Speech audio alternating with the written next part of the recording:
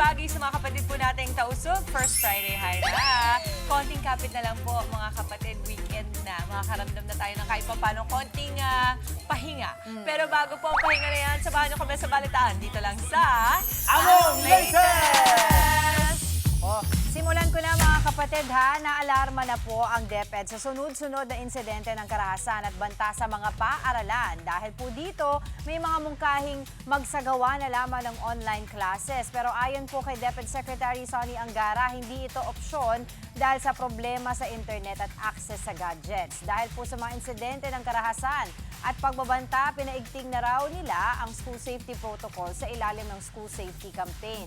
Kabilang po dyan ang paglalagay ng CCTV, handheld metal detectors, bag inspections at iba pa. Git ni Angara, dapat seryosohin ang mga banta sa seguridad ng mga paaralan. Ang mga estudyanteng mapapatunayang magpapakalat ng mga banta, pwedeng masuspend, madismiss o ma-expel. So parang under this guideline na sinasabi ni Secretary Sonny Angara, merong parang 3 level of offenses. First would be kung yung vandalism, nagmumura ka sa eskwelahan, merong parang first offense ka lang, pagsasabihan ka o maaari ka masuspend. Sa second offense naman, yan na yung mga may pananakit, di ba, parang pambubuli, etc. Yan, automatic, masuspend ka na. Or meron ding option na readmission, no? Or kung gaano kalala yung ginawa mo, ma-expel ka doon sa third offense. Kasama na yung bomb threat, yung mga jokes, yung mga ganyan, yung mga grabe na nagdadala ng weapon, di ba? Doon. So pwede kang ma-expel doon sa school. Actually, narinig ko si Sec Sonny Angara, sabi it's very alarming yung nangyayari daw po ngayon talaga sa ating bansa dahil iba't ibang mga eskwelahan. And yung PNP, doon nahihirapan yung PNP kasi yung magde-deploy ng mga tao, Jel, Mama Dims, and Mama Chigi, kasi ang daming eskwelahan ang daming public school. Paano mo naman madedeploy nga, isang pulis lang isang security kada eskwelahan. Paano nga i-inspect lahat ng bag? Diba? So yun yung isa din sa tinitingnan din ng PNP. Pinaigting yung security, oo, seguridad, kailangan. Pero yung manpower ba, Mama? Paano mo, di ba? Ang dami hindi mo matututukan lahat ng eskwelahan. Sec Sunny, good morning. Good morning po, Iniisip Sec. ko lang talaga, this is a defining moment for the education sector, the education department. Years from now, babalik tayo dito sa 2026 dahil yung mga nangyari ngayon, talagang, yun na nga, it will really parang change the course kung papaano natin gagawin, kung papaano natin alagaan ang ating mga estudyante simula ngayon. Kaya, Sec Sunny, good morning. Oo, naku, sa lahat naman ng pagkakataon. Pero alam mo, I think si Sec Sonny, I've met him many times. And I think, itong ganito ay kayang-kaya naman niyang i-lead. No? Ako, siguro, I agree with him in the sense na kasi ang nangyayari, pansinin mo, pagka may nangyayari ganito, ang sasabihin, itigil ang paglalaro, iban. Kapag ganito, wag mo nang papasukin ng mga bata. Ako rin hindi ako naniniwala sa ganyan. Ang akin talaga, parang wag tayo mag-band-aid solution. I agree not to alter it kasi totoo yun, may mga lugar sa mga bansa natin at malaki yun, Mama, ha, na walang internet access. So, paano matututo ang mga bata niyan? We go back to, again, make sure that us parents are present for our kids at tayo na ang mag-check ng bag nila kung may dala ba yan. Totoo naman. Kasi, at saka, kausapin mo ng masinsinan. I think we are called as parents to be more present for our children now. And the parents really are liable. Talagang meron naman kayong... Hindi ba pwedeng silang makulong? Yan ang batas. Yan ang batas talaga. Mananagot So, ang magulang. alam niyo ng mga magulang, hindi kayo lusot dyan.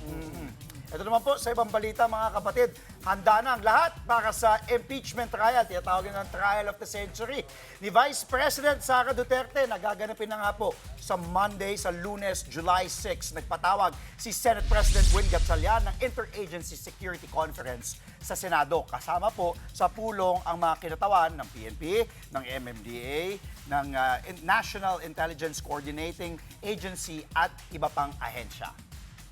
Tinalakay nila ang pagpapaigting ng seguridad sa labas at loob ng Senate Building. Bubuksan din sa publiko ang paglilitis. 61 upuan ang nakareserba para sa mga gustong manood sa paglilitis. Available ito via first come, first serve basis. Ako mo magkakapilaan dito sa Kasi Senado. Mama, history. history kasi. Itong blockbuster. Parang ano eh, 150 lang po yung kayang i-house ng venue. Senate kung gustong may Konti lang manood. yun, makonti lang talaga yun. Although, So, of course, everything is televised. Yes. Opo, no? So kung di naman po kayo makapunta doon, pwede naman kayo manood dito sa News 5. Oo naman. Well, for Tutok sure, na we tutok. have Yun. coverage doon.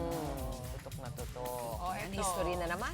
Yes, Mama. Napaka- Parang ang dami ko nang inabutan ng parang impeachment na Oo, trial. tama ka, Anim na tama to ka. tayo, di ba? Si Erap. former President Erap, tapos Justice Corona. Corona, Yung tapos latest, si, Gutierrez. Si Gutierrez di natuloy eh. Di ba? Ay, Tapos well, si Rizal. Sireno? Si Reno yung sa kanya, kumbaga parang ang nangyari, naging invalid yung kanyang pagiging Chief Justice. Justice. Parang null and void from Null the and void, first. yes. Parang gano'n. So, mga millennials, kaya pa ba? Kasi tayo umabot dyan na eh. Kami yung talagang inabutan. Pero ito, hindi po nakakonekta ang balitang ito ha. Pero ito ay usapang weather po. Binabantayan ng pag-asa ang isang bagyo sa silangan ng bansa na posibleng maging super typhoon at palakasin ang habagat sa susunod po na linggo.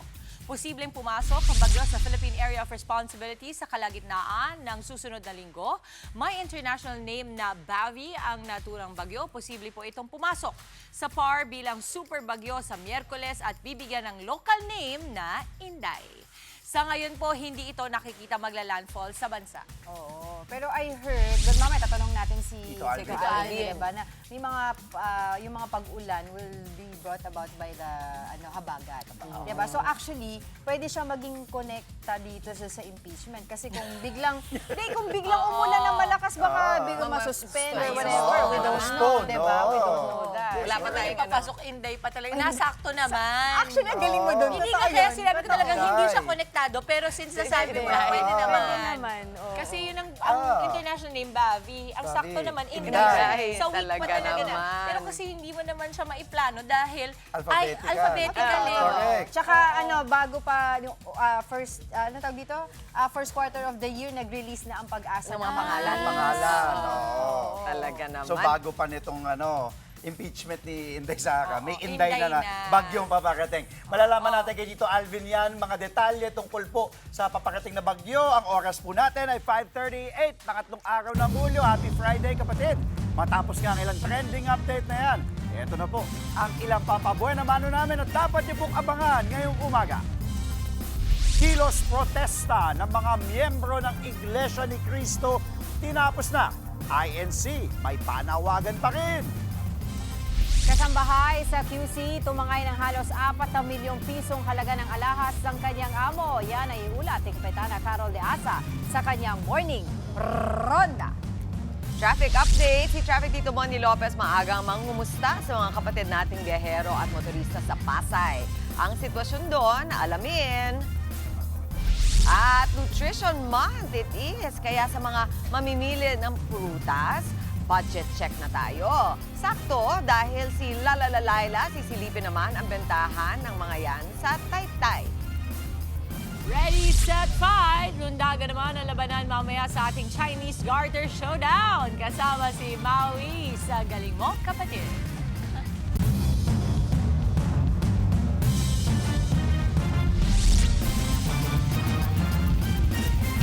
Good morning, kapatid! Biyernes na po. Narito na mga maiinit na balita na dapat niyong malaman sa araw na ito. Tapos na ang ng Iglesia ni Cristo o INC ang 3 araw na kilos protesta kagabi.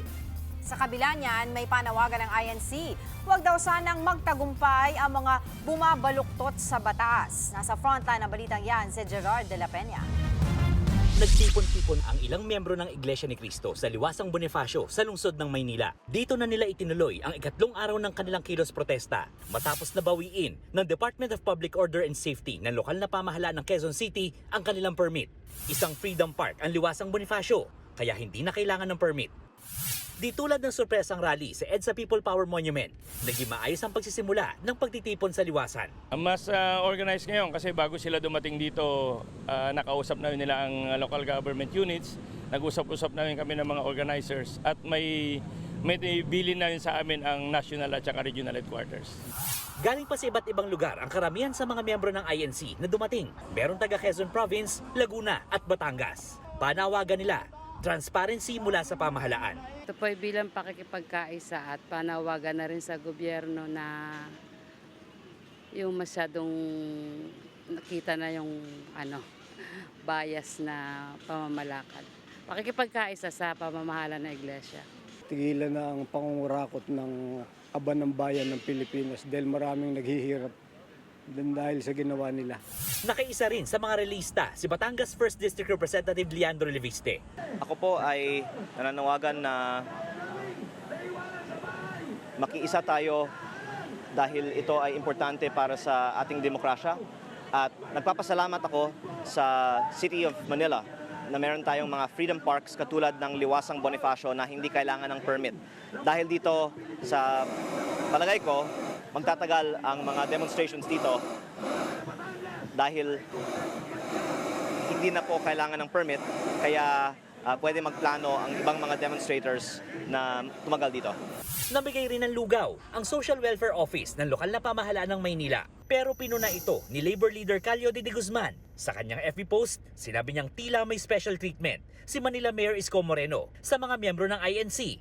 Hindi raw siya nakaranas ng ganitong klaseng suporta sa 4 na dekada niyang pakikibaka. Wala pang tugon dyan ang Manila LGU. Nagbabalita mula sa Frontline, Gerard de la Peña, News 5.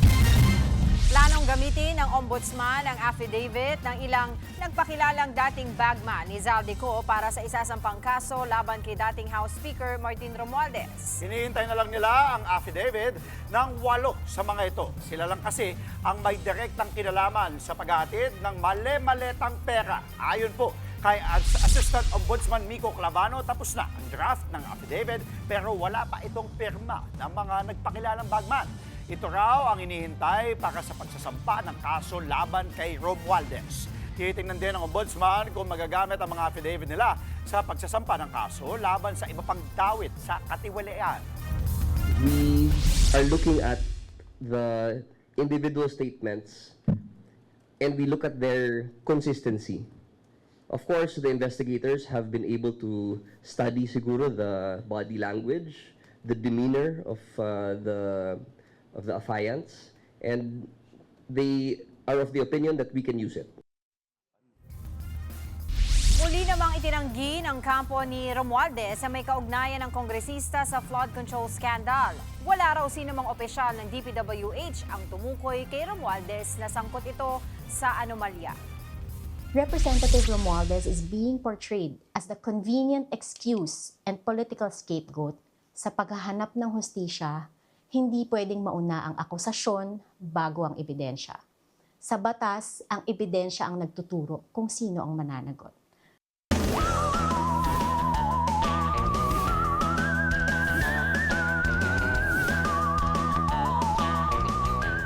Mga kapatid, planuhin na po ang inyong mga gala dahil magiging maganda ang lagay ng panahon hanggang weekend sa malaking bahagi po ng ating bansa. Yan at iba pang mga update alamin natin sa ating resident meteorologist, ang ating weather, Tita Alvin Pura, na laging may panahon para sa iyo. Tita Alvin, good morning kapatid.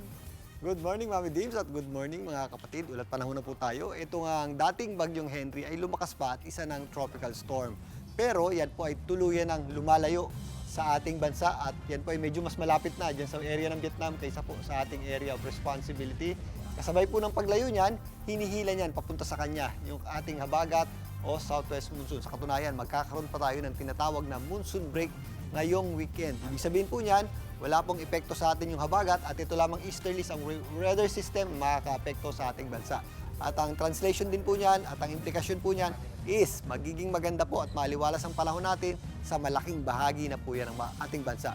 Although may kainitan, posible pa rin po yung ating mga pulupulong mga pagulan o yung ating mga afternoon showers at thunderstorms. Pero generally, sa pangkalahatan, maliwalas po ang panahon natin ngayong weekend hanggang sa unang bahagi ng susunod na linggo. Pero meron tayong posibleng bagyo mamaya talakayin natin yan. Sa Metro Manila, magiging maaliwalas din po ang ating panahon ngayon hanggang bukas at kung may mga pagulan tayo, ito po yung mga isolated lamang o yung mga dagdiang pagulan na nangyayari tuwing hapon at gabi. Kaya sa may mga lakad, ugaliin pa rin po natin ang pagdadala ng payong. Magagamit po natin yan sa matinding init sa tanghali at sa hapon naman sa mga posibleng pagulan at thunderstorms. At mag-ingat pa rin po tayo dahil kapag meron tayong thunderstorms, ito po ay biglang buhos ng malakas na ulan although hindi naman po nagtatagal. Bago na mga kapatid, ang ating araw po ay sumikat kaninang 5:31 ng umaga at muli po yang lulubog mamaya 6:29 ng hapon. At mamaya nga, talakayin natin itong posibleng Super Typhoon Inday na maaaring pumasok sa ating area of responsibility sa susunod na linggo. At yan muna ang latest sa ating lagay ng panahon. Muli ako po ang inyong weather, Tito Alvin, na lagi may panahon para sa inyo. Maraming salamat sa iyo, Tito Alvin. At sa amin naman pong pagbabalik sa Frontline sa umaga, 15 anyos na suspect sa pamamaril sa paaralan sa Tacloban sasailalim sa preliminary investigation. Impeachment trial ni Vice President Sara Duterte sa Lunes bubuksan sa publiko. Trailer ng Someone Someday ng tambalang Catherine Bernardo at James Reid nagpakilig agad sa ating mga kapatid. Maha Salvador, misteryoso ang karakter. Marami pa po tayong baon para sa masiksik pa ng umaga. Tutok lamang po sa inyong paboritong morning kasalo. Ito ang Good Morning, Kapatid!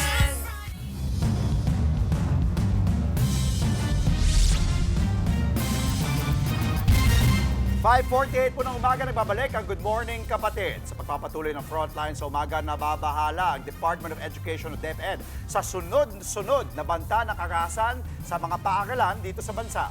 Gaya na lamang sa Quezon City kung saan may kumalat na fake news tungkol sa pananaksak at pamamaril sa isang paaralan. Nasa frontline ang balitang yan, si Gary De Leon. Napaiyak sa takot ang mga estudyante ng Bagong Silangan High School sa Quezon City. Kumalat kasi ang usap-usapang may narinig daw na putok ng baril sa paaralan. May kumalat ding post sa social media na may nananaksak na mga miyembro ng fraternity sa paaralan. Napasugod tuloy ang ilang magulang. Siyempre, mga magulang hindi mo may aalis na mga ba. Hindi natin masasabi ang oras at saka panahon, di ba? Kaya kailangan naka-alert din tayo. Sa investigasyon ng Quezon City Police District, fake news ang kumalat sa social media. Lahat po ng nabalitaan po ninyo na saksakan, barilan, lahat po yun ay wala po katotohanan. Ang prinsipal ng paaralan, pinaigting ng seguridad. Nagsagawa rin ng routine inspection sa mga classroom at gusali ng paaralan. Napagkalaman din galing sa isang kalapit na construction site ang inakalang putok ng baril. Ito yung silid-aralan na nakunan sa video kung saan nagpapanik at nagkakagulo yung mga estudyante. Inakala kasi nila na nagkakaroon na ng kaguluhan at pagpapaputok ng baril sa kanilang paaralan. Ang hindi nila alam, ang naririnig nilang tunog ay mga tunog ng jackhammer na ginagawang gusali sa tabi ng kanilang silid-aralan. Ayan yung buong liban. Ayan. Under construction. So yan yung tunog. Tapos bigla sigurong may malaking boulder na bumagsak ng oras. Na-trigger lang siguro talaga sa biglang pagbagsak ng bato ng ginagawa dyan. Ayan siya. So, yun siguro yung dahilan na nagtakbuhan yung mga bata. Iniimbestigahan na ng mga pulis kung sino ang nagpasimula sa pagpapakalat ng maling impormasyon.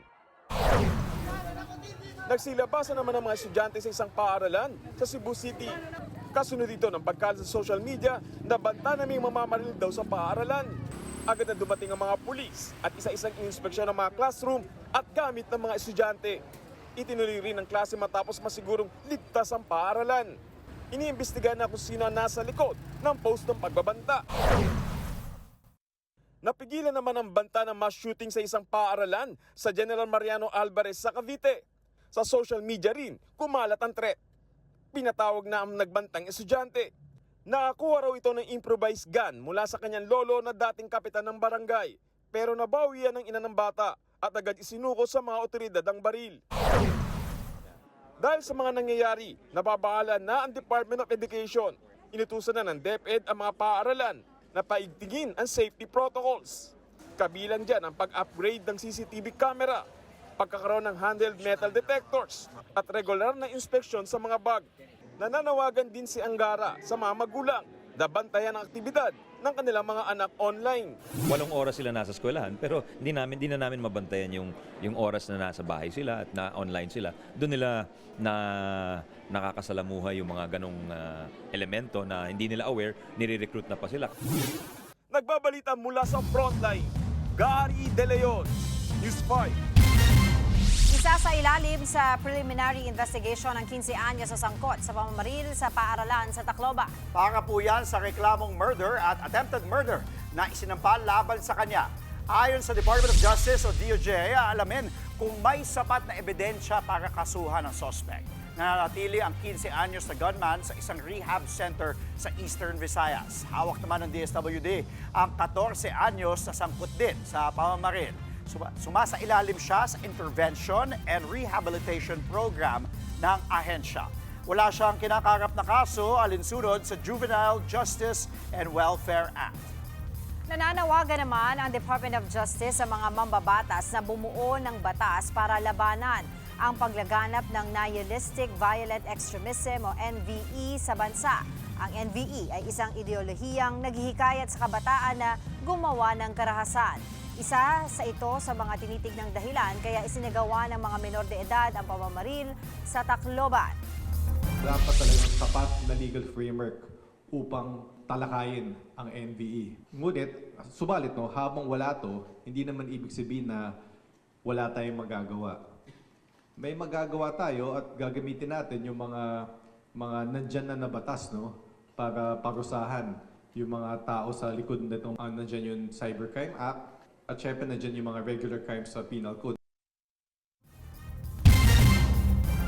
Trial of the century kung tawagin ng prosecution ang impeachment trial ni Vice President Sara Duterte. Nakalatag na ang security protocols para sa paglilitis na magsisimula sa Lunes. Nasa frontline ng balitang yan si Marian Enriquez. Sana itong trial of the century hindi mag-last ng isang century. Ganito inilarawan ng private prosecutor na si Attorney Lorna Capunan ang impeachment trial ni Vice President Sara Duterte na magsisimula na sa Lunes. Sabi ni Lead House Prosecutor Representative Jervy Luistro, 19th Congress pa raw sila ready sa paglilitis. We are very much ready. I can honestly tell the Filipino people, the House prosecutors and the private prosecutors are all ready as we start this impeachment trial this coming July 6. Sa lumabas na pre-trial order, ang prosekusyon hindi raw magsusumite ng komento. Sabi ng kanilang tagapagsalita na si Attorney Jay Tolosa, gusto nilang iwasan ang anumang posibilidad na maantala ang hearing sa July 6. Wala rin naman daw silang nakikitang malaking issue na kailangang baguhin sa inilabas na pre-trial order. Yan din ang sentimiento ng isa pang prosecutor na si Representative Terry Ridon. Wala na hong kailangan idagdag pa dito po sa mga komento. Very important po sa amin yung pong pagsisimula na po without further delay. Ito pong July 6 first trial date ng impeachment po ni Vice President Sara Duterte. Una na rin sinabi ni Capuna na masaya sila sa naging resulta ng pre-trial order. Ang pinakamagandang nangyari raw dito ay ang pagpayag ng depensa na buksan ang kahong naglalaman ng tax records ni na VP Sara at Attorney Mans Carpio. Pero giit ni Capunan, hindi pwedeng sa closed-door session ito buksan. Dapat transparent, dapat sa impeachment court. Hindi pwedeng i-executive session ang mga ebidensya. But we will leave it to the discretion of the impeachment court. Samantala, base sa impormasyong nakalap ng News 5, nagsumite na raw ng kanilang komento sa pre-trial order ang defense team ni VP Sara. Pero wala pang detalyeng binabahagi ang clerk of court dito. Bago naman sumabak bilang mga taga-usig, idinaan ng prosecution sa pagdarasal ang paghahanda nila sa impeachment trial. Sa isang misa sa Quezon City, inalayan sila ng mga pari ng panalangin para maging matapang na prosecutors.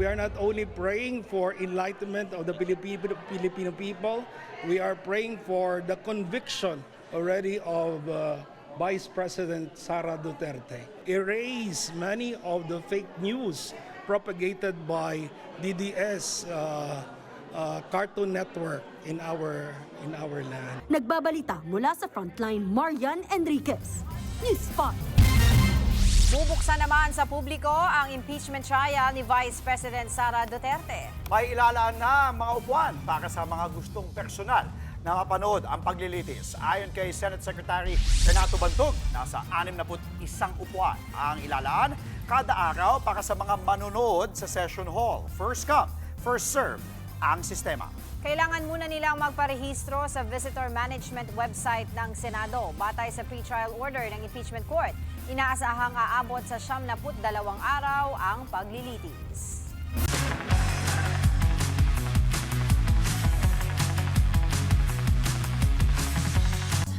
First day of the month na or first Friday. Para sa mga babiyahe ngayong Biyernes, alamin natin ang lagay ng traffic kung wala kay Traffic Tito Mondi Lopez. Live mula sa Leverisa sa Pasay City. Tito Mondi, good morning. Ano, marami na bang sasakyan dyan? Maaga-aga pa. Wala pang 6 o'clock. Aba, may friend ka na dyan. Good morning sa inyong dalawa. Ganun kuya. Yes, Mami Chiki, ito na. Team Commute na nanaginip na nagtatrabaho na sila pero nasa bahay pa pala. Kaway-kaway po tayong isa tayo na kaya naman na-late gaya ko po. At ito, kasama natin, mabilis ako kumusta lang. Sir Mark, ang taas ng energy mo. Ganun lang, sir, ganun. Kaya mo yan? Kaya ito, dama parang di halatang late. Ganun, atras ka. Okay, Sir Mark, anong trabaho natin muna? Comment saan mo na mabilis lang. Ano po nagtatrabaho po sa Makati po. Sa Makati, anong trabaho mo? Isa pong supervisor po sa sandwich artist po. Ay, supervisor pala ito sa sandwich? Mga sandwich artist po. Katulad po ng Subway po. Wow, masarap sa paborito Hindi natin. naman po siya masyadong masikat po dito pero sa ibang bansa po. Katulad Okay, po. pasikatin natin. O sakto, sir, sponsor kayo sa amin. Pagsaban natin namin. On the spot ha. Pahingin namin yung number mo. Okay. Sir, 7 yung pasok mo, di ba? Opo. Okay, ano oras ka po gumigising?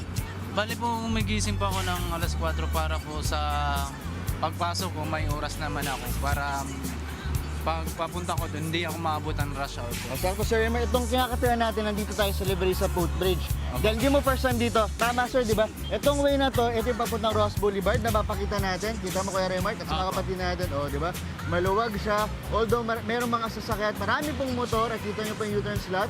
Ito kasi papuntang, yun yung mga bumaba, lumiliko o yung U-turn para dun sa papuntang Taft. So maluwag siya. Ito yung papuntang mga Baklaran. Ang luwag-luwag. At yan, may makita tayong estudyante. Dahil estudyante, di ba? Very good. At dito naman sa likod natin, pili tayo kay Remark.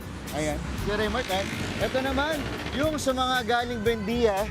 Di ba? Tapos mamaya, Mami Chikit, mga kapatid, mamimigay kami ng mga libreng pa-ice cream doon sa may terminal, sa may Jack Liner. No? Sino-sino kaya. At ito, kahapon din po, ito announce namin yung kahapon nga dahil na tapos na po yung rally doon sa pinuntahan natin Liwasong Bonifacio. Kaya normal na rin po yung traffic din sa EDSA White Plains. At kanina pong 5:50 ng umaga, may dump truck po na naflatan doon sa may Bagong Ilog flyover sa may southbound. Pero malamang inaayos na po sila, kaya naman one lane yung naging na-ocupuhan nung sa daanan. Pero meron na pong MMDA doon. At tandaan po natin, Kuya Remark, ang coding po natin ay 9-0. Okay ba yun? Inaantok ka pa, Kuya Remark? Medyo po. Medyo. Huwag ka na rin pumasok. Tara. Uwi na tayo. Ito na. At ito, Kuya Remark, ingat ka. Pag-usapan natin yung sponsorship. At yan muna natin live update. At Kuya Remark, yung nakikita nyo pong dalawa doon, bantay po yan dito. Hindi po sila mamamalo sa mga dumadaan, kundi mga barangay tanod po sila para sa mga tumatawid dito sa Leverisa Footbridge. So, yan muna natin live update. Balik sa'yo, Mami Chiki. Hataw na natin. Atras ka na, sir. Talaga naman. Talaga may runway. Sige, Tito Mondi, isipa mo. Okay. Iniwan ka na nung kasama mo. Bye na rin, Tito Mondi. See you later.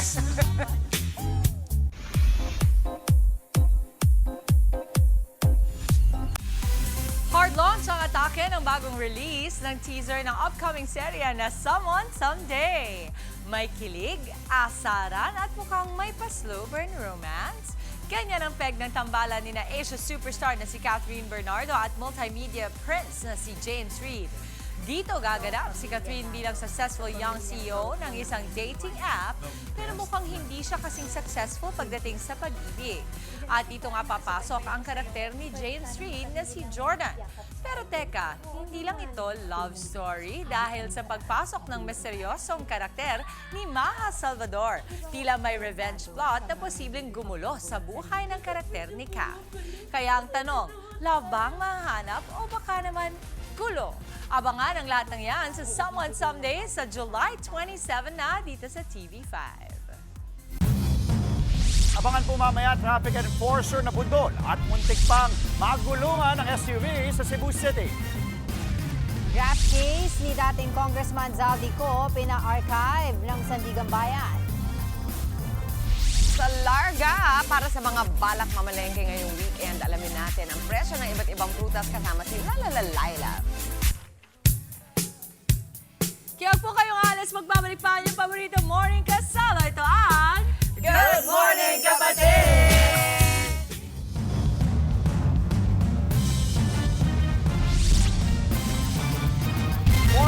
6 in the morning ngayong Biyernes, July 3 sa Frontline sa umaga. Sa pulpos video kung paanong nabundol at muntik pang magulungan ng SUV ang isang traffic enforcer sa Cebu City.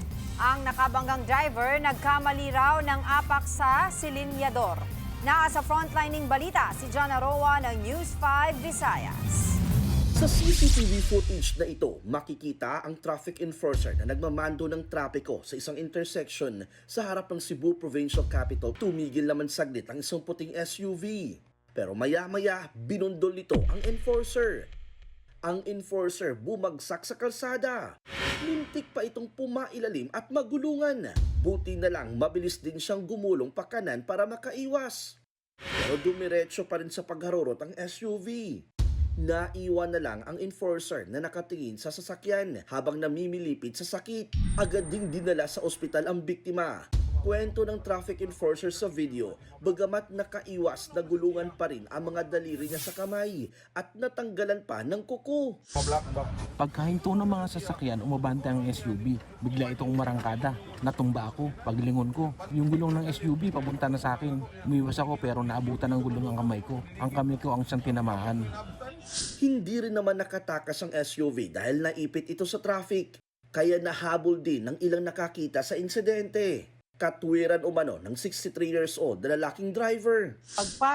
Ayon sa driver ng SUV, nang huminto siya ay naka-full stop na ang sasakyan. Pero hindi niya daw nailipat ang cambio sa neutral o park mula sa drive mode. Kaya nang mabitawan niya, sa halip na preno ang maapakan, ang silinyador ang kanyang natapakan. Pero sasampahan pa rin siya ng kaso ng Cebu City Police Office. They are filing a case of direct assault with attempted homicide against sa driver. Bukod pa dito, sinusulong din yung pag-revoke ng kanyang driver's license. Naaktuhan namin ng driver na dadaling sa ospital para magpa-medical pero tumanggi siyang magbigay ng pahayag. Nakakulong siya ngayon sa detention cell ng Traffic Enforcement Unit. Ipinatatawag na rin ng LTO ang driver habang nagpapagaling na sa ospital ang enforcer. Nagbabalita mula sa Frontline, John Aroa, News 5, Visayas! Ipinag-utos ng Sandigang Bayan 7th Division ang pag-archive ng kasong graft laban kay dating Congressman Zaldico. Kaugnay po ito ng maanumalyang flood control project sa Nawan Oriental Mindoro. Napagdesisyonan ng Sandigang Bayan 7th Division na i-archive ang kaso dahil mahigit 6 na buwan nang hindi matunton at hindi maaresto si Ko. Batay sa ulat ng National Bureau of Investigation o NBI, hindi natunton si Ko sa address na nakasaad sa waran. Pero in-archive man ang kaso, maaari pa rin itong buhayin oras na maaresto ang dating kongresista. Wala rin daw na ibigay na karagdagang impormasyon ng prosekusyon tungkol sa kanyang kinaroroonan. Noong Abril, napaulat na humihingi umano ng asylum si Ko dahil sa umunay political persecution. Sa sports naman mga kapatid, 2 powerhouse teams po ang sunod na makakaharap ng Gilas Pilipinas para sa FIBA World Cup Asian Qualifiers. Mamayang 3:00 ng hapon ang laban ng national team kontra sa New Zealand Tall Blacks. Susubukan bumawi ng Gilas matapos matalo sa huli nilang paghaharap noong Pebrero. Nagtag-challenge pa ang home court advantage ng kalaban. Sa Lunes naman, makakaharap ng Gilas ang Team Australia 6:30 ng gabi. Mapanood ang mga laban ng Gilas Pilipinas ng libre sa One Sports YouTube channel. Maaari rin po kayong mag-subscribe para maging updated sa iba pang live sports events.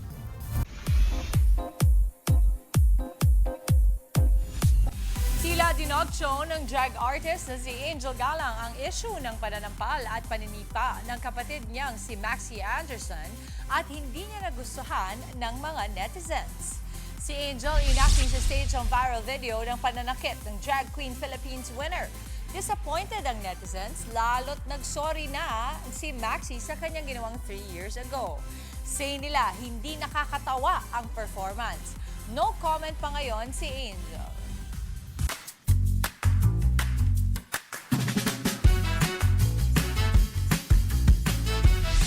July is Nutrition Month, kaya naman para sa mga balak mamili ng healthy baon ngayong weekend, Silipin natin ang presyo ng mga prutas na nga. Nasa Juliana Wet and Dry Market sa Taytay, Rizal. Si Laila ngayon. Laila, mataas, mababa, or saks lang ang presyo ng prutas dyan? Good morning, Mommy Chicken! Good morning! Nandito ako sa baluarte mo in Rizal. Di ba? Bonggang-bongga lang. O, di ba? Naririnig mo ba ako kasi hindi kita narinig? Yes. Loud and clear lang. Anyways, happy Friday sa ating lahat mga kapatid. Dahil Nutrition Month ngayon, eto na nga, karirinan natin ang presyuhan ng prutas dito sa Juliana Market sa Cainta, Rizal. Nako, alam nyo ba, itong Juliana Market, ang bagsakan, hindi ba? Dito kumukuha ang iba pang mga nagbebenta sa iba't ibang palengke at talipapa sa buong Rizal. Kaya bagsak din ang presyo dito, pero may bahagyang pagtaas sa presyo ng ating mga prutas. Ayan ha, simulan natin sa mangga. Bonggang-bongga yan. Pag hinog, 150 kada kilo. Kahit ilaw, 150 kada kilo yan. Ganun na rin ang saging. Kapag lakatan, yan ay 75 pesos kada kilo. Ang saba naman, kung magbabanana kayo o kaya naman maruya. Oy, ang sarap. O kaya turon, 45 pesos yan kada kilo. Ang saging naman na latundan, 50 pesos yan kada kilo. At ang pakwan, maputlaman, pahaba o bilog, yan ay 200 pesos yung buo. Ayan, pero 600 pesos kada kilo. May ganun pala? O yung pinya, 70 pesos yan por piraso. Ang orange naman, o si Charmaine, ayan, 35 pesos yan kada piraso. Ang pongkan, mas maliit na Charmaine, ayan, 3 piraso, 50 pesos. Ang mangosteen naman ay 120 pesos yan kada kilo. Pagdating ng mansanas, hindi Adam's apple ha, yung mansanas sa kinakain talaga. Ang maliliit na piraso kapag 3 ay 50 pesos. Kapag malalaki naman, 3 for 100 yan. Bonggang-bongga lang. Kung napapakain kayo ng peras, 35 pesos yan kada piraso. At ang melon naman ay 90 pesos per kilo. Kausapin natin si Kong Melgazo. Kong! Kamusta ka naman, Kong? Halika, anong distrito ka? Charing? Ay, lalabas talaga. Halika. Eto si Kong. Ano pangalan ng fruit stand mo? Ano po? Wengan JR, Wengan JR stall. Ayun. O, sige, kwentuhan mo kami. Magkano bang itinaas ng presyo ng iyong mga prutas? Hindi naman po, mga 10 piso lang, hindi naman plus 5 piso, ganun. 5 piso hanggang 10 piso. Dami mong fans doon, nga po no? eh. Oh, in fairness to you, sikat na sikat ka. Saan ba nanggagaling yung iyong mga prutas? Oo. Ano po, yung amo ko lang po yung namimili, doon sa may Pasig, Palengke. Pasig Palengke, pero akala ko ba bagsakan kayo? Usually saan nanggagaling? Sa Sultan Kudarat, yung mga gano'n? Hindi ko po alam. Hindi niya alam. Okay, sige. Pero yun nga, ano ang pinakang mabenta sa iyong prutas? Ano po, grapes sa mangga. Grapes at mangga. Yes po. Okay, sige. So magkano grapes mo? Ano Wala po? sa presyo namin eh. 260 po. 260 kada kilo. Opo. Anong klaseng grapes yun? Seedless? Opo, seedless po yan. Anong kulay? May tatlong klase po tayo ngayon, sir. Hello! Ayan. Ano po yan? Parang ang sarap naman nito. Oh, hindi ba? Yes po. Okay, dahil Nutrition Month ngayon, testingin kita, ha? Ang mansanas, ano bang vitamins ang pwede natin makuha dyan? Vitamin C.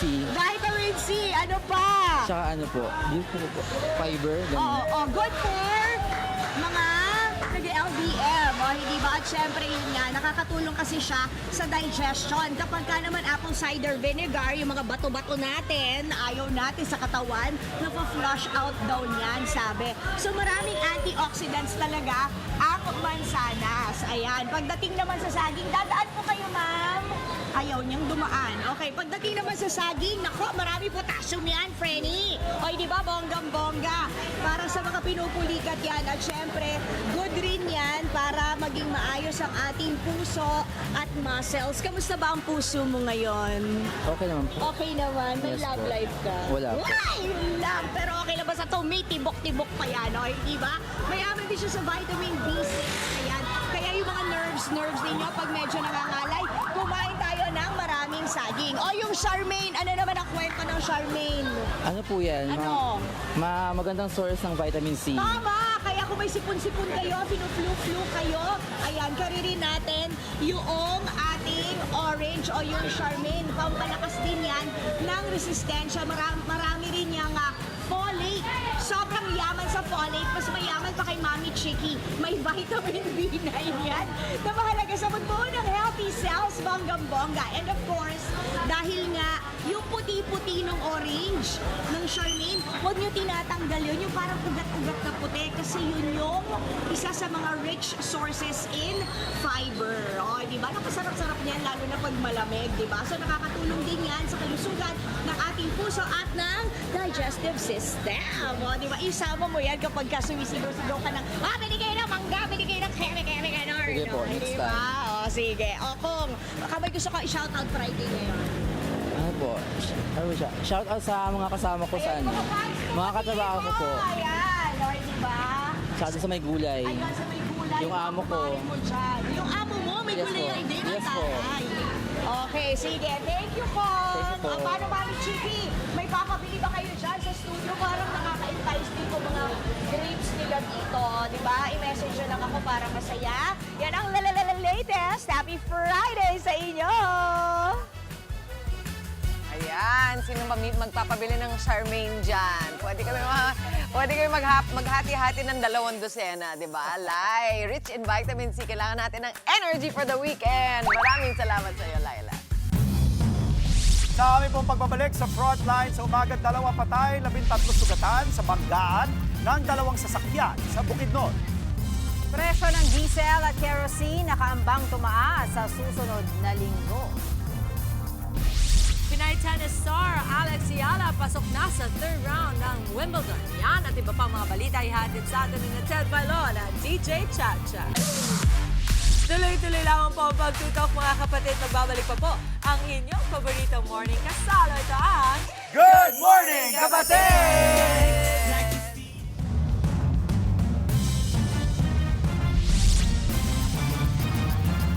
Balik po ang Frontline sa umaga sa Good Morning, Kapatid. Arestado sa Pampanga ang isang Koreanong sangkot sa malakihang telecommunications scam. Matagal nang wanted ang dayuhan sa South Korea at isinailalim pa sa Interpol Red Notice dahil sa kasong fraud. Sa tulong ng CIDG, nadakip ang suspect na sakay ng puting SUV sa kahabaan ng MacArthur Highway sa Angeles, Pampanga. Nagkaroon daw ng lead ang mga otoridad nang magpa-extend ang suspect sa pananatili sa bansa.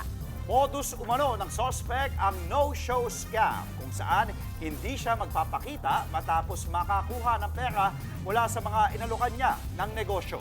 Aabot po sa 200 million Korean won o higit 8 milyong pisong pera ang tinangay niya sa mga biktima. Nasa kustudiya na siya ng Bureau of Immigration habang pinoproseso ang kanyang deportation.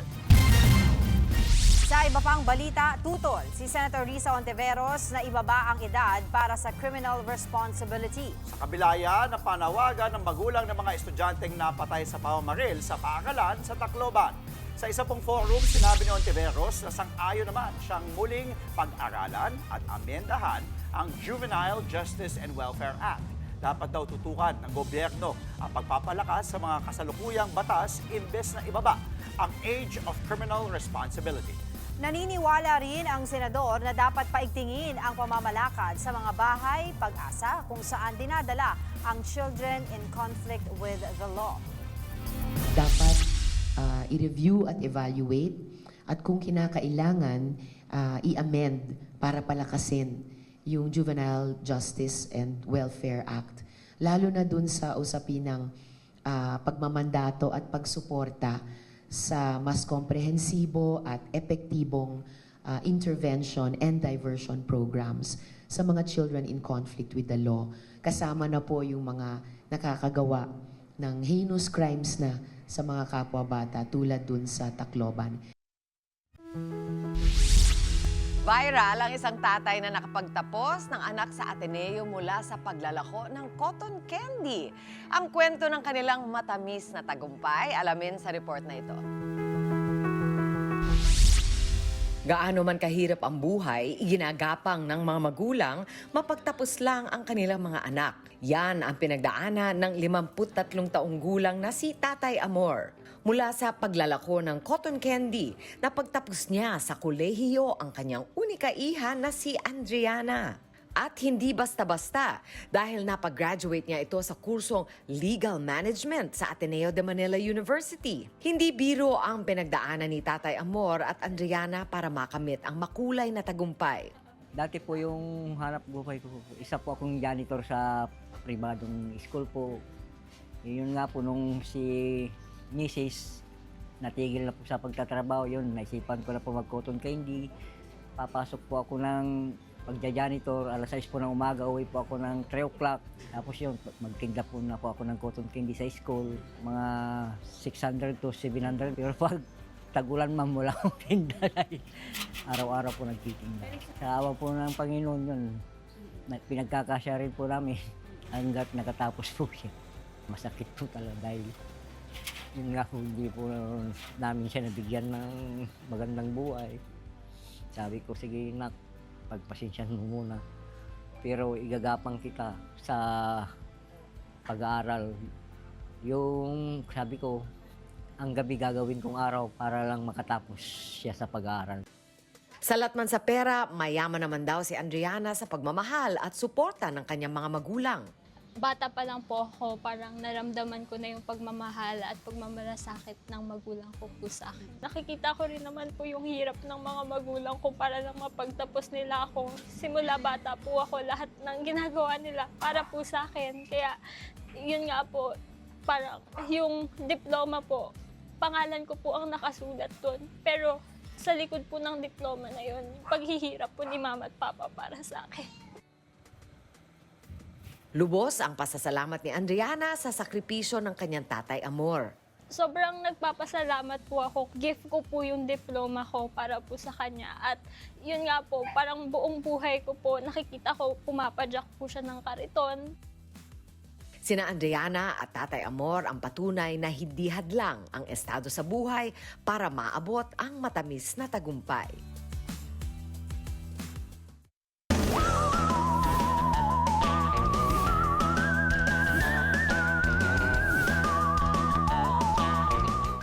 Maging handa po mga kapatid dahil may inaasahang malakas na bagyong papasok sa ating bansa sa susunod po na linggo. Yan at iba pang mga update alamin natin sa ating resident meteorologist, ang ating weather, Tito Alvin Pura, na laging may panahon para sa iyo. Tito Alvin. Good morning, Mami Dims, at good morning mga kapatid. Sa ngayon nga, tuluyan ng lumalayo yung dating Bagyong Henry sa ating bansa at magkakaroon nga tayo ng tinatawag na monsoon break ngayong weekend. Ibig sabihin po niyan, magiging relatively maliwalas ang panahon natin ngayong weekend at magpapatuloy pa po yan sa unang bahagi ng susunod na linggo. Pero sa kalagitnaan ng linggo, by Wednesday, babalik na muli yung ating habagat o southwest monsoon dahil papalakasin po yan ang posibleng bagyong pumasok sa loob ng ating area of responsibility. Ito nga po ay posible pang umabot sa hanggang super typhoon category. Sa ngayon, ito po ay isang malakas na bagyo na at nasa typhoon category na at higit 3,000 kilometers pa ang layo sa anumang bahagi ng ating landmass o kalupaan. So napakalayo pa po niyan. Sa katunayan, nasa labas pa po yan ng information domain ng Pag-asa at advisory domain ng Pag-asa. Pero posible po yan pumasok sa information domain ng Pag-asa ngayong araw, yung linya nandito, at possible naman yan sa advisory domain at maaari na po magsimulang magbigay ng track at detalye dyan ng Pag-asa sa darating na linggo. Ito po ay generally kikilos, pakanluran, nilagang kanluran, papalapit sa ating area of responsibility. Kasabay po ng pagkilos niyan dito sa mainit na karagatan ng Pasipiko, inaasahan po natin ng tuluyang pang paglakas niyan hanggang posible pong umabot sa super typhoon category after makapasok or bago pa man makapasok sa ating area of responsibility. Yan po ay sa darating na as early as Tuesday hanggang Wednesday ng umaga. If ever makapasok na po ito sa ating area of responsibility, ito po ay mabibigyan ng local name na Inday. Sa ngayon, ito po ay inaasahan natin na kumilos, paitaas, patungo dito sa direksyon ng Taiwan at maaari po yang bumaba pa ng kaunti. So medyo malayo pa po ito, posible pa pong magbago ang kanyang lakas at direksyon at ang trend po nito ay medyo pababa. Kaya hindi po natin inaalis ang possibility pang yan po ay sumabit dito sa extreme northern Luzon o northern Luzon. At kahit hindi po yan maglandfall or tumama sa lupa, yung kanyang lawak ay mararamdaman po sa malaking bahagi ng ating bansa, particularly sa hilagang bahagi nito. At yung ating habagat nga ay mararamdaman din po dito sa ibabang bahagi nating bansa. So mostly yung ating mga pagulan ay mako-concentrate dito sa kanlurang bahagi nating bansa. Yan po ay starting Wednesday, magpapatuloy pa po sa darating na Thursday hanggang sa weekend. So dito po yan sa western section ng ating bansa. Dito sa Metro Manila, in-expect natin yung ating mga pagulan ay sa darating na Thursday hanggang weekend. So sa ngayon pa lang, paghandaan na po natin ang posibleng pagpasok nitong ating medyo malakas na bagyo at ang paglakas po ng ating habagat na maaaring magdulot ng malawakang pagulan at malawakang pagbaha sa ating bansa. Muli ito po ang inyong weather. Tito Alvin na lagi may panahon. Tito Alvin, so ibig sabihin, kung Wednesday yan, tapos Thursday papasok, ibig sabihin, safe to say ba na medyo mapapahinga ang mga bata sa loob ng bahay ngayong weekend na to? Kasi kung magtatag-ulan.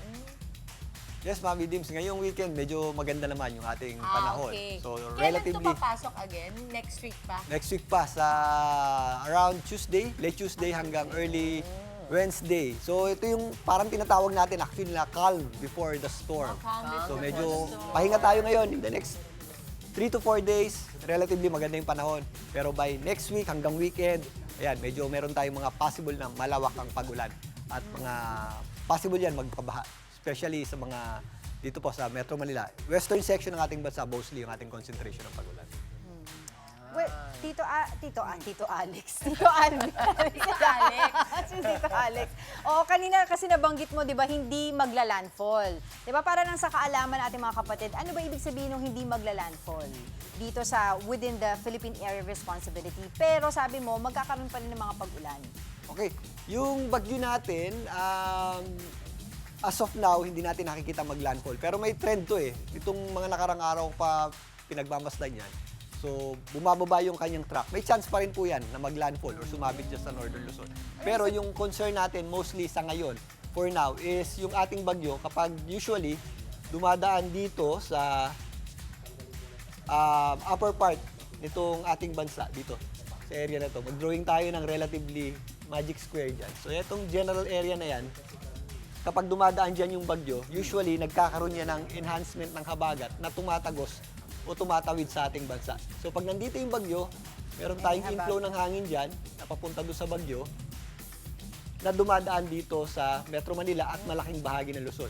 Yun po yung ating paghahandaan dahil kadalasan yan po yung nagdudulot ng enhanced habagat na nagdudulot ng mga pag-ulan na consecutive days. So maraming mga pag-ulan, naiipon yung pag-ulan, most probably at malakas yung tsansa o mataas ang tsansa na magkaroon tayo ng malawakang pagbaha. Particularly sa western section, including Metro parang Manila. hindi mo akalain magbabaha pala. Ano? Natutunan na natin yan. Mabuti na yung handa tayo kahit hindi Mag-landfall. Kesa yung, Ready pa rin tayo. kesa yung hindi tayo handa. Magandang naliwanagan tayo ni Tito Alvin. Maraming salamat, Tito Alvin, ha? Thank you, Tito Thank you, Alvin. Tito Alvin. Ngayon naman po, balitaan tayo mga kapatid kasama ang ating mga paboritong sina Manong Ted and DJ Chacha.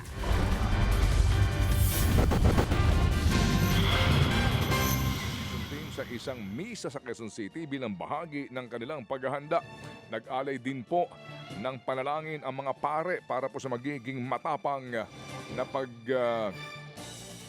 paglilitis ng mga prosecutors labang kay VP Sara. Nanawagan din si Luistro sa publiko na samahan sila sa pagtaguyod ng interes ng mga Pilipino. Samantala, naalarma po ang Department of Education sa sunod-sunod na karahasan na nangyayari sa mga eskwelahan. Kaya naman ipinag-utos na ang paghihigpit sa seguridad.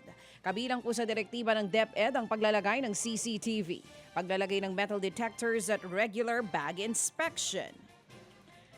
Pabibilisin din po ang hiring ng karagdagang guidance counselors. Paliwanag po ni Education Secretary Sonny Angara, hindi dapat binabaliwala ang mga pagbabanta sa eskwelahan. Pwede raw maharap sa parusa gaya ng expulsion, suspension at dismissal ang mga mapapatunayang sangkot dito. Sa ngayon, nakikipagtulungan na rin ang DepEd sa PNP at sa DICT para po imbestigahan kung may tao o o grupo sa likod ng sunod-sunod na insidente ng school violence. At ito na nga po, nakatakda hong gamitin daw ng Office of the Ombudsman ang salaysay ng 8 sa mga nagpapakilalang bagman ni dating Congressman Saldico para po sa pagsasampa ng kaso laban kay dating House Speaker Martin Romualdez. Paliwanag po ng Ombudsman, lumalabas daw po sa investigasyon nila na consistent at malinaw ang ibinigay na salaysay ng 8 bagman. Kaugnay pa rin po ng paghahatid daw ng pera na mali-maletang pera kay Romualdez at Saldico, kaya nagdesisyon silang gamitin ang mga ito sa kaso. Sumaalang po naman sa interview ng Ombudsman ang 18 nagpapakilalang dating bodyguard ni Ko, pero 8 lang daw talaga ang nakita nilang maaring magamit sa kaso. Binatikos naman ng Ombudsman ang abogado po ng mga bodyguard na si Attorney Levi Baligod na siyang rason daw kung bakit delayed ang investigasyon dahil hindi pa nito nilalagdaan ang mga affidavit ng naturang mga bagman. Samantala sa ating ulat panahon, isang bagyo na posibleng maging super typhoon ang binabantayan po ngayon ng Pag-asa sa labas po yan ng Philippine Area of Responsibility. Ayon sa ahensya, posibleng pumasok nga po sa loob ng monitoring area ang naturang bagyo sa kalagitnaan ng susunod na linggo. Inaasahang lalakas pa po ito at papangalanang Bagyong Inday, oras na makapasok sa bansa. Sa ngayon, wala pa po itong direktang epekto sa bansa. Gayon din ang tropical storm Maisaki na dating Bagyong Henry na nakalabas na rin sa bansa at nasa kanlurang bahagi naman po ng Northern Luzon. Ayon sa Pag-asa, tanging easterly so hanging nagmumula sa dagat Pasipiko ang magdadala ng pag-ulan sa ilang rehiyon katulad po yan ng Bicol at Eastern Visayas. Localized thunderstorms naman ang magpapaulan sa Metro Manila at iba pang bahagi ng bansa. Samantala, tuloy na pong tinapos ng Iglesia ni Cristo ang 3 araw na protesta kagabi sa Freedom Park ng Liwasang Bonifacio po. Idinaos ang huling araw ng rally. Sila ay lumipat doon matapos nga pong bawiin ang kanila pong permit sa EDSA People Power Monument ng Quezon City Government. Kabilang sa dumalo kagabi sa rally si Senador Robin Padilla na iginiit na iniisa-isa daw po sila sa minority block. Matatandaan pong sinampahan din ng PMP-CIDG si Padilla ng kasong obstruction of justice dahil pa rin po sa pagpapatakas niya umano kay Senador Bato de la Rosa. Iniisa-isa na po kami. Hindi po magtatagal, masushoot na naman ako. Kasi yung kaso ko, obstruction of justice, na ang warrant of arrest galing sa ICC eh. Dayuhan eh. Wala naman akong obstruction of justice dito. Foreigner pare ang kaso ko, foreign. Pwede naman akong mag-artista, ang daming leading lady. Pero nagtitiis ako para sa inyo! Yan po mga kapatid, ang tinig ni Senador Robin Padilla na pinapalakpakan ng mga umiidolo sa kanya. Samantala po naman, mas naging maayos po ang rally kahapon sa Liwasan kumpara noong unang 2 araw sa EDSA. Namigay din po ang Manila LGU ng libreng lugaw sa mga nakilahok. Bagay na pinuna ng labor leader na si Leody de Guzman dahil sa anyay special treatment ng LGU sa INC. Samantala po naman 6:37. Ang ating pong tamang oras ngayon sa kaugnay pong balita, naghayag po ang INC ng pasalamat sa lahat po ng mga dumalo, nakilahok at tumulong para nga sa kanila pong naging umano'y mapayapang pagtitipon-tipon sa People Power Monument at maging dyan sa Liwasang Bonifacio. Nakatanggap po ng banta ng pamamaril ang isang eskwelahan sa Cebu City. Nagsilabasan ng mga estudyante, agad namang dumating ang mga pulis at isa-isang ininspeksyon ng mga classroom at gamit ng mga estudyante. Itinuloy rin po ang klase matapos masigurong ligtas sa eskwelahan. Iniimbestigahan na kung sinong nasa likod ng social media post ng pagbabanta.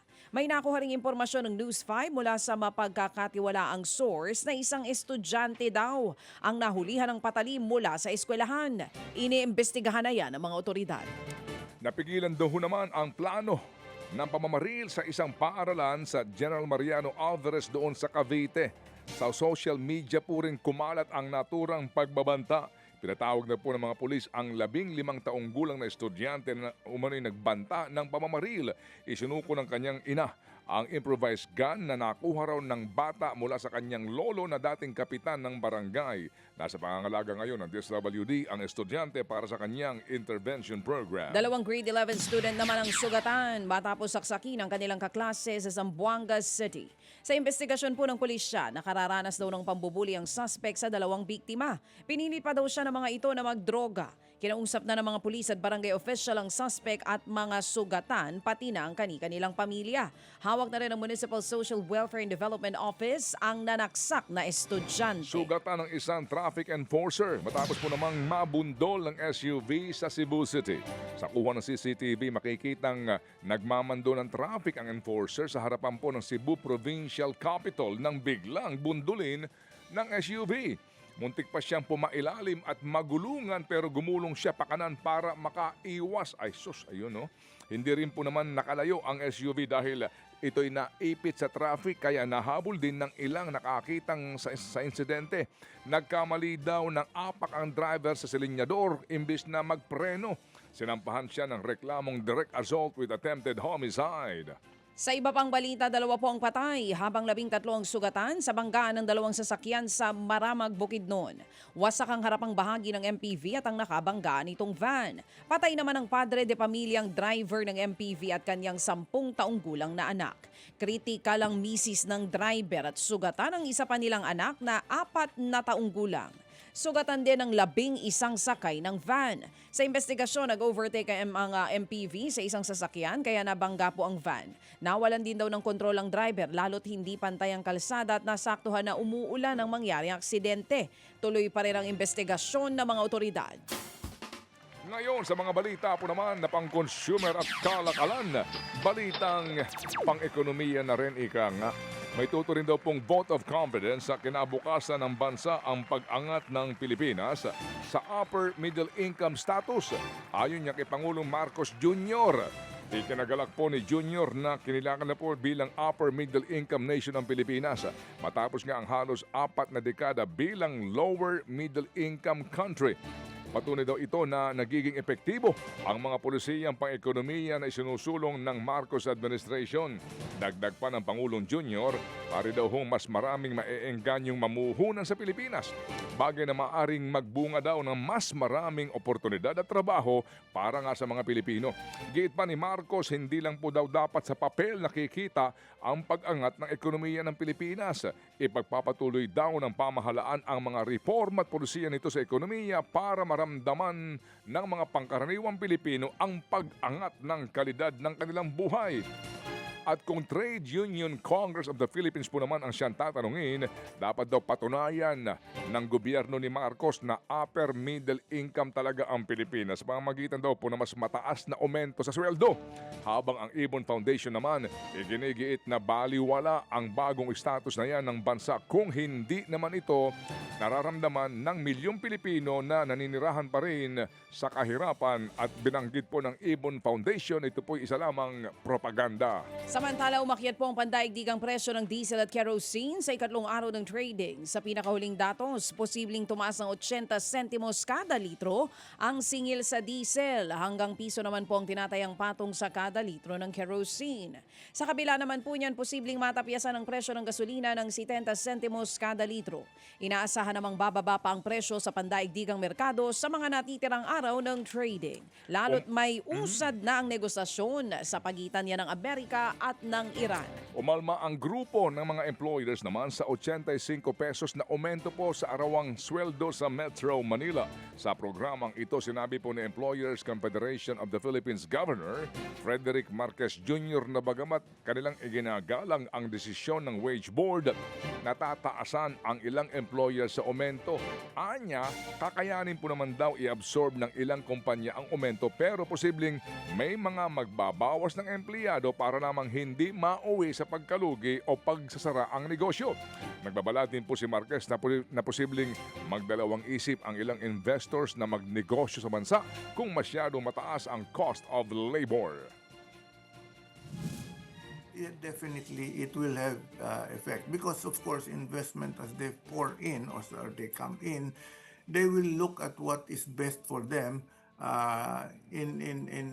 with the objective of making some profits for them, no?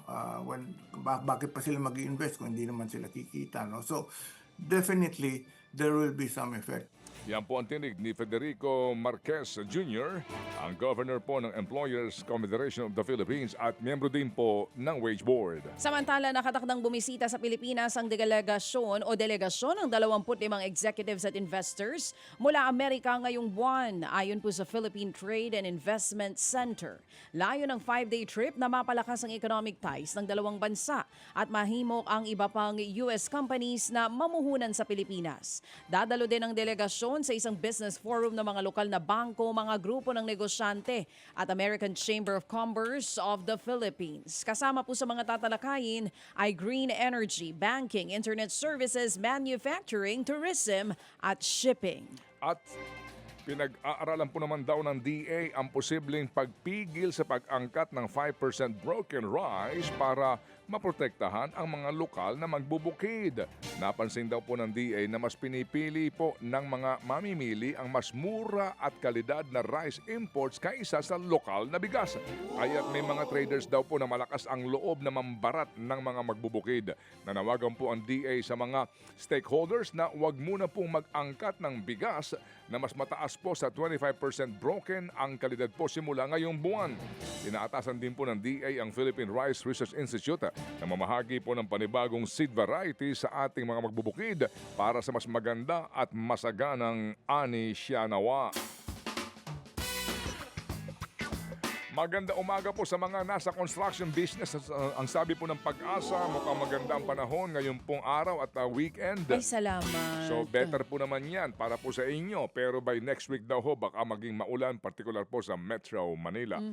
Ngayon sa mga balita po naman sa Ibayong Dagat. Nagbabala po ang Iran sa Amerika. Sakaling mangialam ito, kasunod ang ipinatutupad na bagong ruta sa kontrobersyal na Strait of Hormuz. Ang gitang ilang opisyal ng Tehran, posibleng malagay sa alanganin ng mga dumadaang oil tanker vessel at iba pang kalakal sa nasabing ruta. Nagugat po yan kasunod ang patuloy na presensya ng US forces sa ilang daanan sa Strait of Hormuz. Una nang nagtakda ng Qatam Al-Anbiya Central Headquarters sa mga lagusan po na maaaring daanan ng mga kalakal na maglalabas-pasok sa daanan. Ang giit ng Iranian Security Agency, kung mapatunayang hindi susunod sa ipinatutupad na direktiba ng kanilang hanay, ang mga bansang dadaan sa ruta ay asahan daw ang magiging tugon ng Iran. 4 ang sugatan. Bunsod po naman ng ikinasang protesta sa bansang Albania sa Europa. Kabilang po sa mga naitalang nasaktan dyan ang mga pulis at isang demonstrador. Ang ilan sa mga otoridad ay maging ang ilan po nilang mambabatas ay pinagbabato ng itlog at harina. Itinaguugat, bunsod po ng pagtutol sa patuloy na pagtatayo ng luxury resort sa Tirana. Magugunitang ang itinatayong magarbong resort na yan ay bahagi ng plano po ng manugang na lalaki ni US President Donald Trump na si Jared Kushner. Samantala mga kapatid, 5 po ang kumpirmadong patay kasunod ng pagsabog sa mataong lugar sa Syria. Nangyari po yan itong Huwebes sa isang cafe sa Central Damascus. Bukod sa mga nasawi, aabot sa 16 na iba pang naitalang sugatan. Itinanim po ang ginamit na bomba sa nasabing establishmento malapit sa Palace of Justice. Mayo ngayong taon ang maitala rin ang insidente ng pag-atake sa lungsod kung saan isang Syrian soldier ang nasawi habang 18 iba pa ang sugatan. Patuloy pa rin po naman ang ikinakasang search and rescue efforts sa mga biktima po ng mapaminsalang kambal na lindol doon sa Venezuela. Pinakabago po sa nasagip ang isang security guard na natrap sa loob ng isang mall. At ayon sa report, may lalim na 9 na metro o 29 na talampakan ng lugar kung saan bago po nadiskubre ang biktima. Inaabot na higit 1 linggo bago tuluyang nasagip ang naturang lalaki. Buhay pa siya. Praise God. Samantala, umabot naman sa higit 2,000 inilikas kasunod po ng wildfire sa ilang bayan naman po yan sa southern France. Sa ilang kuha, kita po ang lagablab ng apoy sa apektadong rehiyon. Nasa 200 mga bombero ang nagtulungan sa pag-apula po ng nasabing kalamidad. Sa tayangan ng French authorities, nasa higit 1,200 hektarya ang napinsala ng mapaminsalang wildfire. Sa oras na alas 6:54 na, magandang umaga po kay Sir Johnny Nang. Gising na po siya. Good morning, Sir Johnny! Good morning! At kay Ma'am Donna, na nakaabang din po sa ating mga balitang Entertainment. Marites ka. Gaya po nila wating-wating dyan sa UK. Morning. At lahat ng mga fans at suki po ni Nanay Christopher Min aka Adobo Queen. Alam mo, Nana, yung adobo talagang kahit ilang araw na, ang sarap pa rin talaga. Okay, eto na. Eto na. Sa balitang entertainment, mas pinainit pa ang plot twist, ang love triangle sa Secret in Prague. Nagkaharap na nga po mga characters, sina Enrique Hill at Mateo Guidicelli na sina Mikoy at Donatello. Pero ang sandata ni Donatello ay isang paintbrush. Inihagis niya yan at saka nagsimula ng bakbakan ng dalawa. Pero ano nga bang pinag-aawayan nila? Puso ba ni Kiara? Yan po ang abangan sa A Secret in Prague, 8:45 ng gabi on TV5.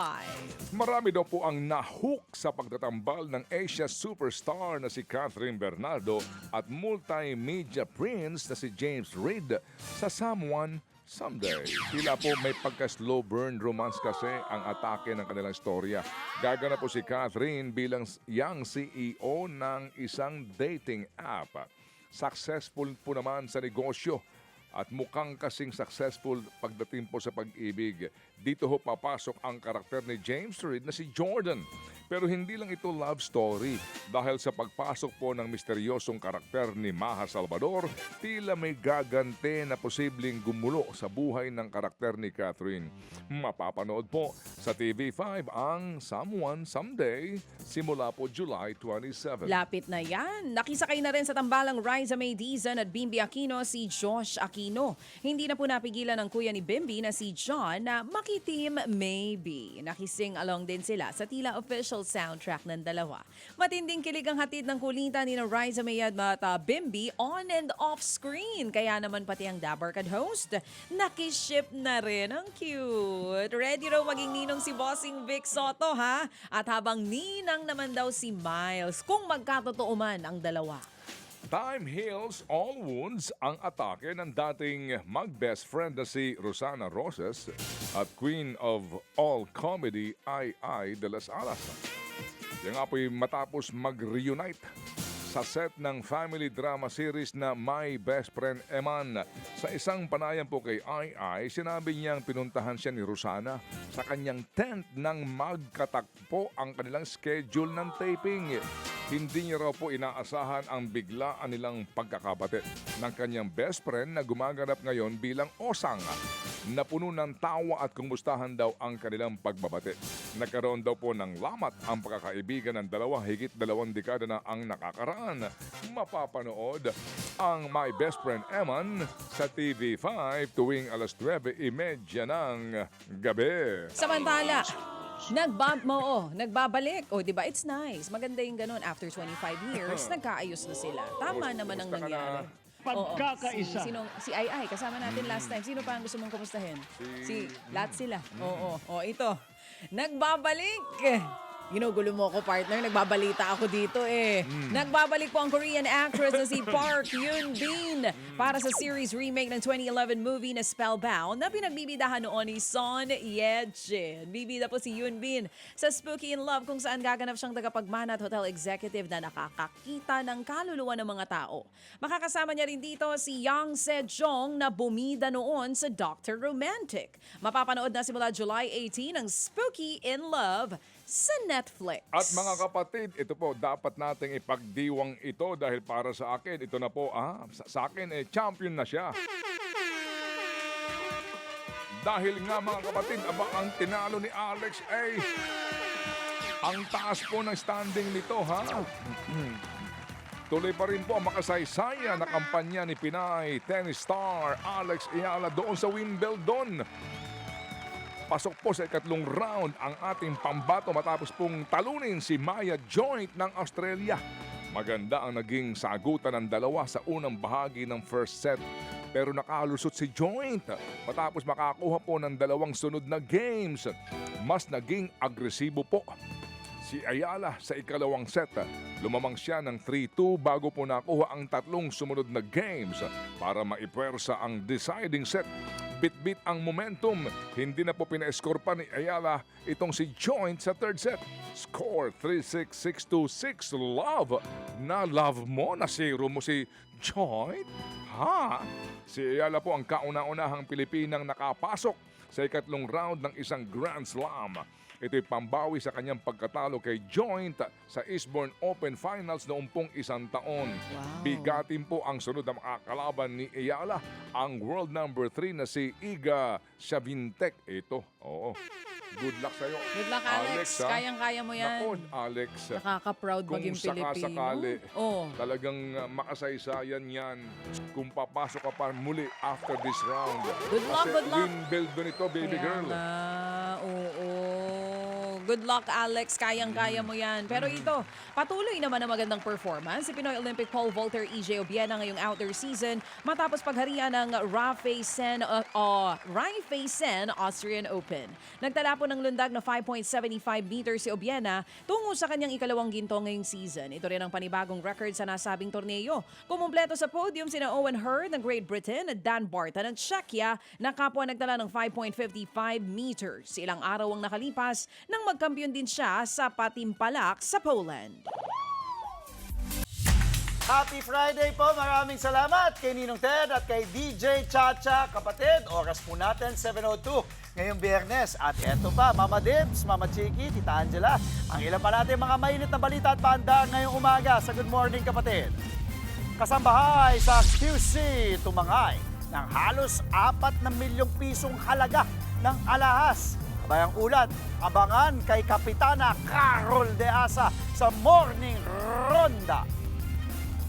Banta ng pamamaril at pagpapasabog sa isang eskwelahan sa Cainta Rizal, iniimbestigahan na ng pulisya. Kulang tayo ngayong Friday. Para yan, si Traffic Tito Mondi Lopez ay pa-chill na komutahan sa isang bus terminal sa Pasay. Abangan! Kasunod ng naitalang kaso ng monkeypox sa Mandaluyong, alamin natin ang mga dapat tandaan para makaiwas sa sakit na ito. Pag-usapan natin yan sa Health Check. Sa galing mo kapatid, balik 90 sa mga nanay sa isang masayang Chinese Garter Showdown. Abangan! Ba't hindi ka dun? Dapat nandun ka.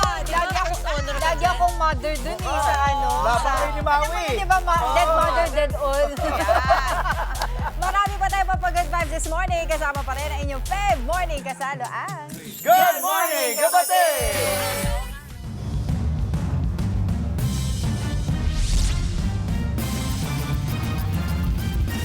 Balik po, Good Morning Kapatid. 6 na minuto makalipas po alas 7 ngayong Biyernes sa Frontline sa umaga. Kalaboso ang 28 anyos sa kasambahay sa Quezon City.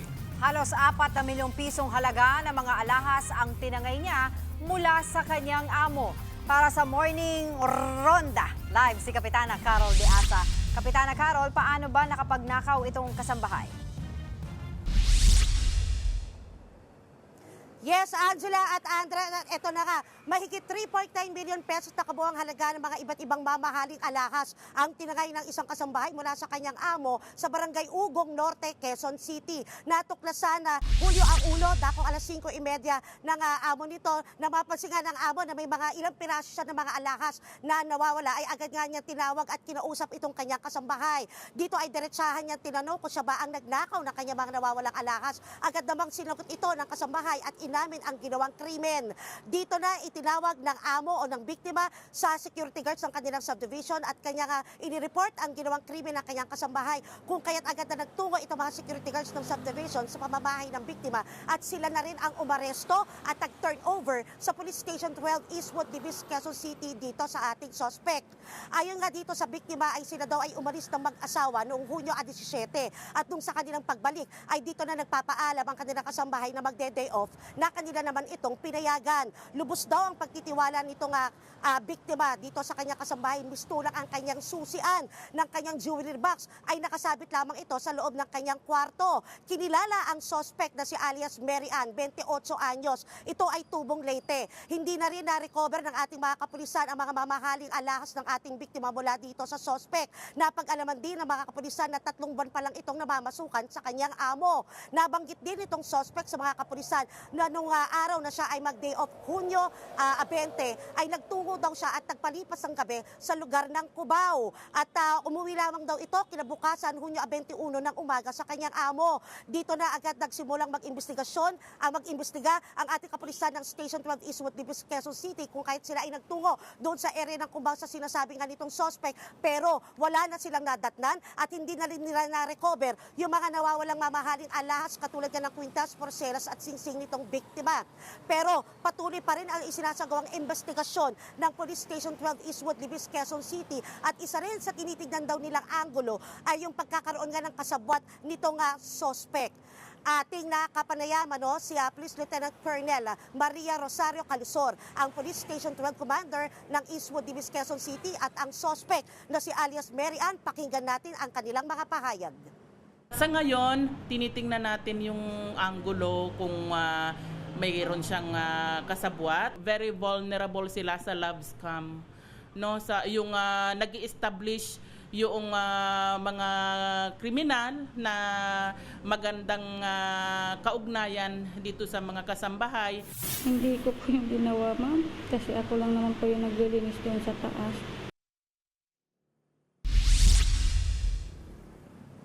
At ayan nga, Angela at Andre, yun nga, nagbigay nga ng paalala itong si Lieutenant Colonel Calisor sa mga kababayan nating mga namamasukan, na mga kasambahay na mag-iingat sa mga kanilang kinakausap, kahit saan man yan, through social media o personal. Dahil nga uso nga daw ngayon talaga yung love scam at ginagamit nga ng mga kawatan ito, yung mga kasambahay na mga ang amo, kumaga yung mga amo nila mga mayayaman talaga at meron talagang makukuha talaga. At sa ngayon ay nakaharap sa kasong paglabag, sa kasong qualified theft ang ating suspect.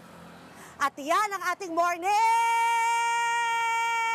ronda. Ako, si Kapitana Carol, balik sa inyo dyan sa studio. Maraming salamat, Kapitana Carol de Asa. Nakatanggap ng banta ng pamamaril at pagpapasabog ang isang paaralan sa Cainta, Rizal. Hinala ng mga pulis, isa rin sa mga estudyante na paaralan ang nasa likod ng pagbabanta. Nasa frontline ng balitang yan, si Brian Castillo. Nabahala ang mga guro sa Francisco P. Felix Memorial National High School sa Cainta, Rizal matapos makatanggap ng banta ang paaralan sa social media. Sa message ng isang dummy account sa Facebook, minura ang mga guro. Sinabi rin na nag-message na mamamaril at pasasabugin niya ang paaralan. Nagsabi pa itong miyembro raw siya ng sindikato. Ayon pa sa nag-message, malakas daw mamahiya sa klase ang mga teacher ng grade 10 at grade 8. Banta niya, ito na ang huli nilang pagtuturo. Agad namang humingi ng tulong sa mga pulis, ang mga guro at kawani ng paaralan. Nag-inspeksyon sa eskwelahan ang mga otoridad. Katuwang ang Rizal Provincial Explosives at K9 Unit. Wala naman silang nakitang pampasabog. Nag-conduct po ng inspection yung PECO Rizal natin at na-disclose naman po at na-verify na clear po yung area. Na iba po yung nai-impluwensyahan na gumawa ng mga gantong sitwasyon para sumikat, gumawa po ng pananakot sa eskwelahan. Sa inisyal na investigasyon ng mga pulis, gumamit ang suspect ng 3 magkakaibang account sa Facebook sa pagpapakalat ng banta nito sa eskwelahan. Nagsimula na ang backtracking ng Anti-Cybercrime Unit ng Rizal Police para matukoy ang individual o grupo na nasa likod nito. Pero hinala ng mga pulis sa estudyante rin ng eskwelahan nang galing ang pananakot. Panigurado, sir, kasi parang po sa silakbo ng damdamin niya meron po siyang emotional issue sa teachers o sa pamunuan ng eskwelahan. Sa isang pahayag, siniguro ng paaralan na nakikipag-ugnayan na ang kanilang pamunuan sa mga otoridad. Naglalatag na rin daw sila ng safety at security measures para matiyak ang kaligtasan ng mga estudyante, guro, staff at mga bisita ng eskwelahan. Wala rin daw kumpirmado at malinaw na banta sa paaralan. Balik normal naman na ang sitwasyon sa eskwelahan ngayong umaga. Pero kapansing-pansing naghigpit ang seguridad. Isa-isang iniinspeksyon ang bit-bit na bag ng mga estudyante sa entrance. Gamit ang handheld metal detector, ang ilang magulang, aminadong nangangamba dahil sa kumalat na banta online. Natakot din po, kinakabahan. Sabi, huwag ka na pumasok. Hindi, papasok ako. Maraming papasok. Iilan lang naman ang nagsabi sa teacher na hindi po papasok yung anak ko. Sabi naman ng isa niyang kaklase, marami pong pulis doon sa sabing ganun. Oo. Kaya hindi ako natatakot. May mga pulis na rin nakabantay sa labas ng eskwelahan para tiyakin ang seguridad at kaayusan sa lugar. Nagbabalita mula sa frontline, Brian Castillo, News 5. Sa ibang balita, dead on the spot po ang isang lalaki matapos maipit sa elevator ng isang gusali sa Maynila. Caretaker sa naturang gusali ang naipit na lalaki. Nasa frontline ang balitang yan, si Nina Ongpauco. Halos hindi na makilala ang mukha ng 25 anyos na lalaking caretaker na ito. Naipit siya sa bahagi ng elevator sa isang gusali sa Barangay 141 Tondo, Maynila kahapon. Pasado alas 6 ng umaga nang makunan ng CCTV ng barangay ang caretaker ng gusali habang nagtatapon ng basura. Pagsapit ng alas 9 ng umaga, hindi pa rin nakakabalik ang caretaker kaya hinanap na siya ng inspeksyonin ng function room. Doon na nadiskubre ang duguan at wala ng buhay na biktima. Napuruhan ang ulo niya ng maipit sa pagitan ng pader at pabigat ng elevator. Nagtamo rin siya ng mga galos sa likod. Umabot ng 7 oras ang retrieval operation bago makuha ang bangkay. Sinabi ko, chinek na ba ako, may buhay pa? Ang sabi, ang nag-declare, ang nag-check yung Bureau of Fire na wala ng buhay. So, para magkaroon ng para malaman kung merong foul play or minarapat ng Bureau of Fire na tumawag ng assistance ng SOCO. Sa ngayon, hindi na muna pinapagana ang elevator habang patuloy ang investigasyon sa sanhi ng insidente. Paalala naman ng barangay sa mga establishmento sa lugar. Dapat extra careful kung sino yung expert na tao. Siya lang ang authorized pumasok doon at hindi kung caretaker. Kasi, at saka kung siyempre yung proper building structure, dapat kung may barrier. Sasagutin naman daw ng may-ari ng gusali ang pampalibing sa nasawing caretaker. Nagbabalita mula sa frontline, Nina Ongpauco, News 5. Sa ibang balita, binigyan diin ni na Pangulong Bongbong Marcos at Canadian Prime Minister Mark Carney ang higit 7 dekadang diplomatic relations ng dalawang bansa. Sinabi po yan ng dalawang leader sa kanilang joint statement kasunod ng kanilang bilateral meeting. Nagkasundo sina Pangulong Marcos at PM Carney na patatagin ang economic cooperation ng dalawang bansa. Gayon din ang kooperasyon sa iba't ibang sektor gaya ng enerhiya, agrikultura, pagmimina, infrastruktura at digital technology. Kinilala rin ng Canada ang Pilipinas bilang isa sa mga mahalagang kaalyado sa pagpapanatili ng kapayapaan sa Indo-Pacific region.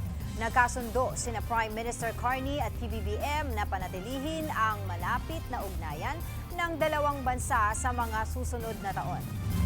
Today, I am pleased to announce the elevation of our bilateral relationship to a strategic partnership. We have tasked our foreign ministers to draw up a plan of action to pursue our shared commitment to work together. Nous allons resserrer les liens. We will tighten the relations between our populations, relationships that have united our two countries for a long time, because the relations between Canada and Philippines don't only depend on trade, but also on the people who live there.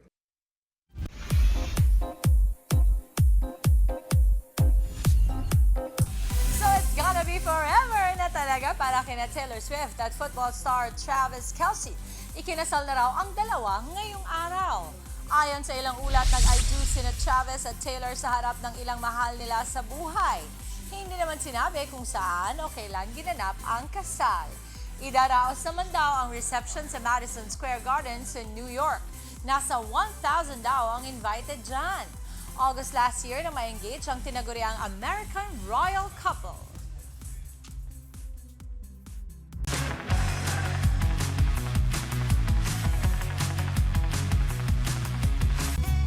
Sa mga kapatid nating balak umuwi ng kani-kanilang probinsya ngayong magwi-weekend, kumustahan tayo sa isang bus terminal sa Buendia Avenue sa Pasay. Balikan natin si Traffic Tito Mondy Lopez na meron ding pampa-chill. Yan. Para sa mga naghihintay ng masasakyan. Tito Mondy, ano ba yan? Ang padala-dala mo dyan nang makahabol sila?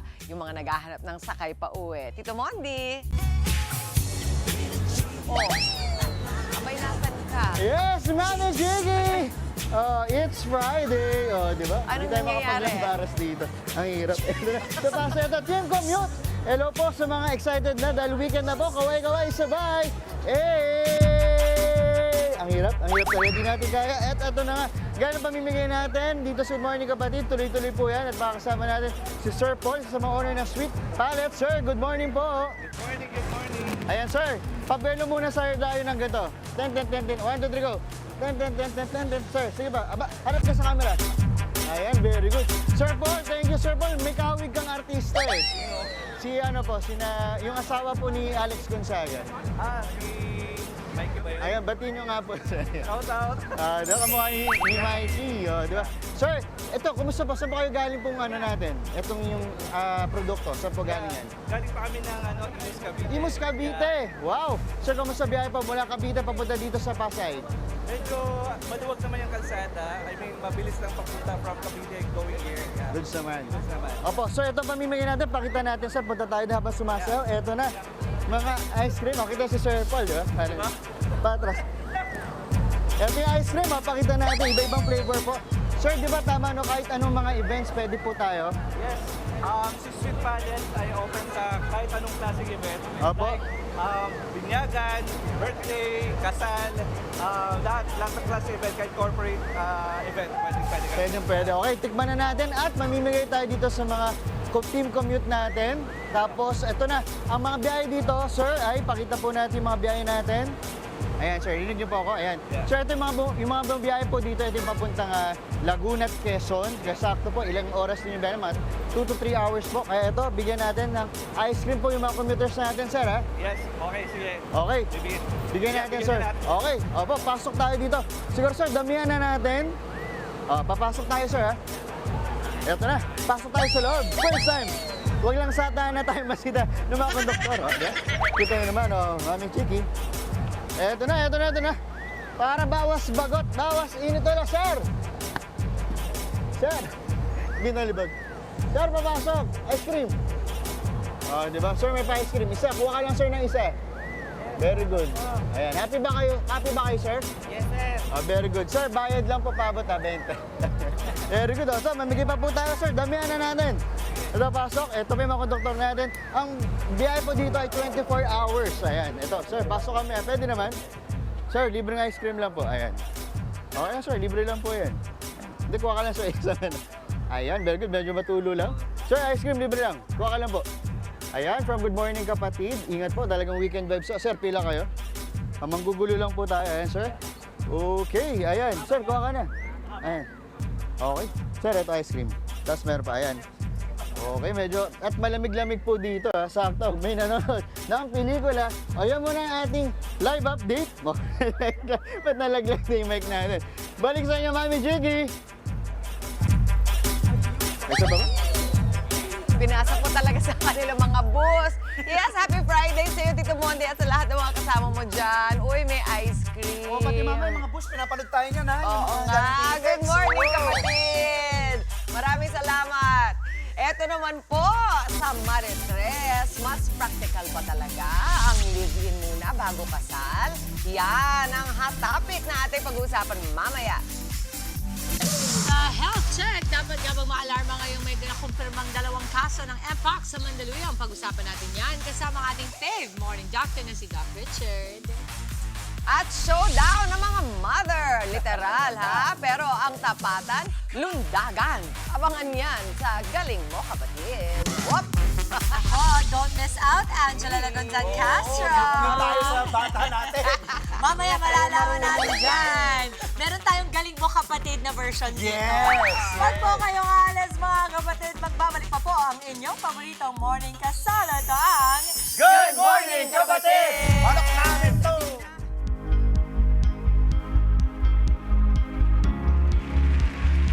At nagbabalik po ang Good Morning Kapatid. Kinumpirma ng Department of Health or DOH ang panibagong kaso ng Mpox dito po sa Mandaluyong. Totoo yan, mga Dibs. Ang tanong ng marami, dapat ba natin itong ikabahala? Yan ang sasagutin ng Infectious Disease and Tropical Medicine Specialist mula Metro Pasay Hospital and Medical Center na si Dr. Lotgarda tayo. Good morning, kapatid. Good morning. Good morning. Or Doc Lottie. Doc Lottie, no? Doc Lottie. Ang ganda ng name na Lotgarda. Ngayon ko lang yan na come across. Very Is it a name of your mom or did she really want to name you that way? Galing sa father ko yan. Doc Lottie. Doc, simulan na po natin ang ating pag-uusap dahil yung mga ganitong usapin ay talaga namang pumupukaw sa interes ng marami sa mga kapatid natin dahil magtatag-ulan na naman at minsan ito ay bunsod ng mga maraming mga sakit na lumalabas sa ating mga anak at sa atin na rin, mga adults. Ano po ba yung pinakahuling impormasyon tungkol sa kumpirmadong kaso ng Mpox sa Mandaluyong? According po sa Mandaluyong City Health Office, yung confirmed case nila noong June 25 is under isolation and monitoring na po ngayon. Okay.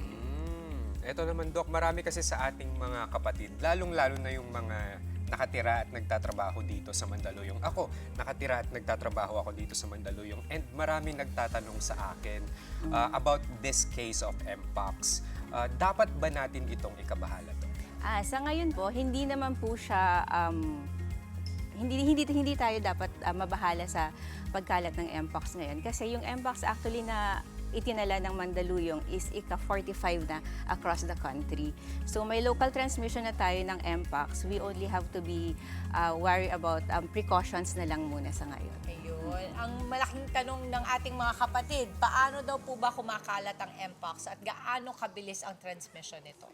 Yung Mpox, madalas siyang kumalat through intimate contact. Usually skin to skin, mouth to skin, or mouth to mouth. So usually sa mga sexual encounters yan, or yung nasagi mo yung katabi mo na may rashes o may mga lesions, dun kumakalat yung Mpox. Ito naman, Doc, ano naman po yung mga sintomas na kailangang bantayan ng ating mga kapatid? Yung symptoms ng Mpox usually is rashes, kulani, fever, namamaga yung ibang parts ng katawan, and there's body pains, nanghihina yung katawan, and lubos na pagkapagod. Parang may pagka-flu-like symptoms din Yes, pala siya. generally flu-like symptoms talaga siya. Kaya mga kapatid, napakahalaga po, kumonsulta po tayo agad sa doktor kung meron po tayong mga sintomas. And napaka-importante, mag-isolate po tayo ayon sa payo ng inyong doktor. Oo.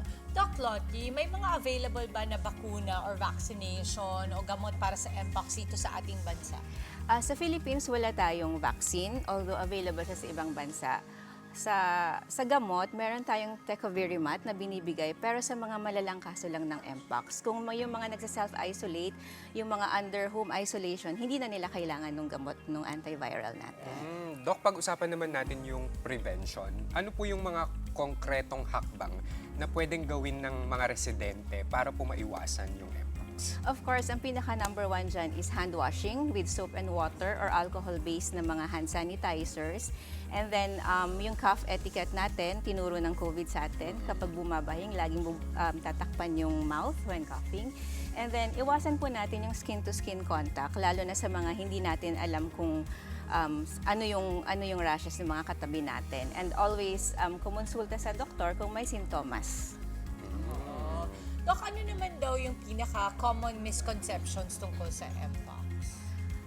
Very common kasi is, sa ano lang daw to, sa LGBTQ community. However, hindi naman siya talaga naka-confine lang sa LGBTQ community kasi kahit na tayo, pag may rashes ka, tapos nag-contact tayo yung skin lang natin, pwede mong ipasa sa akin yung Mpox.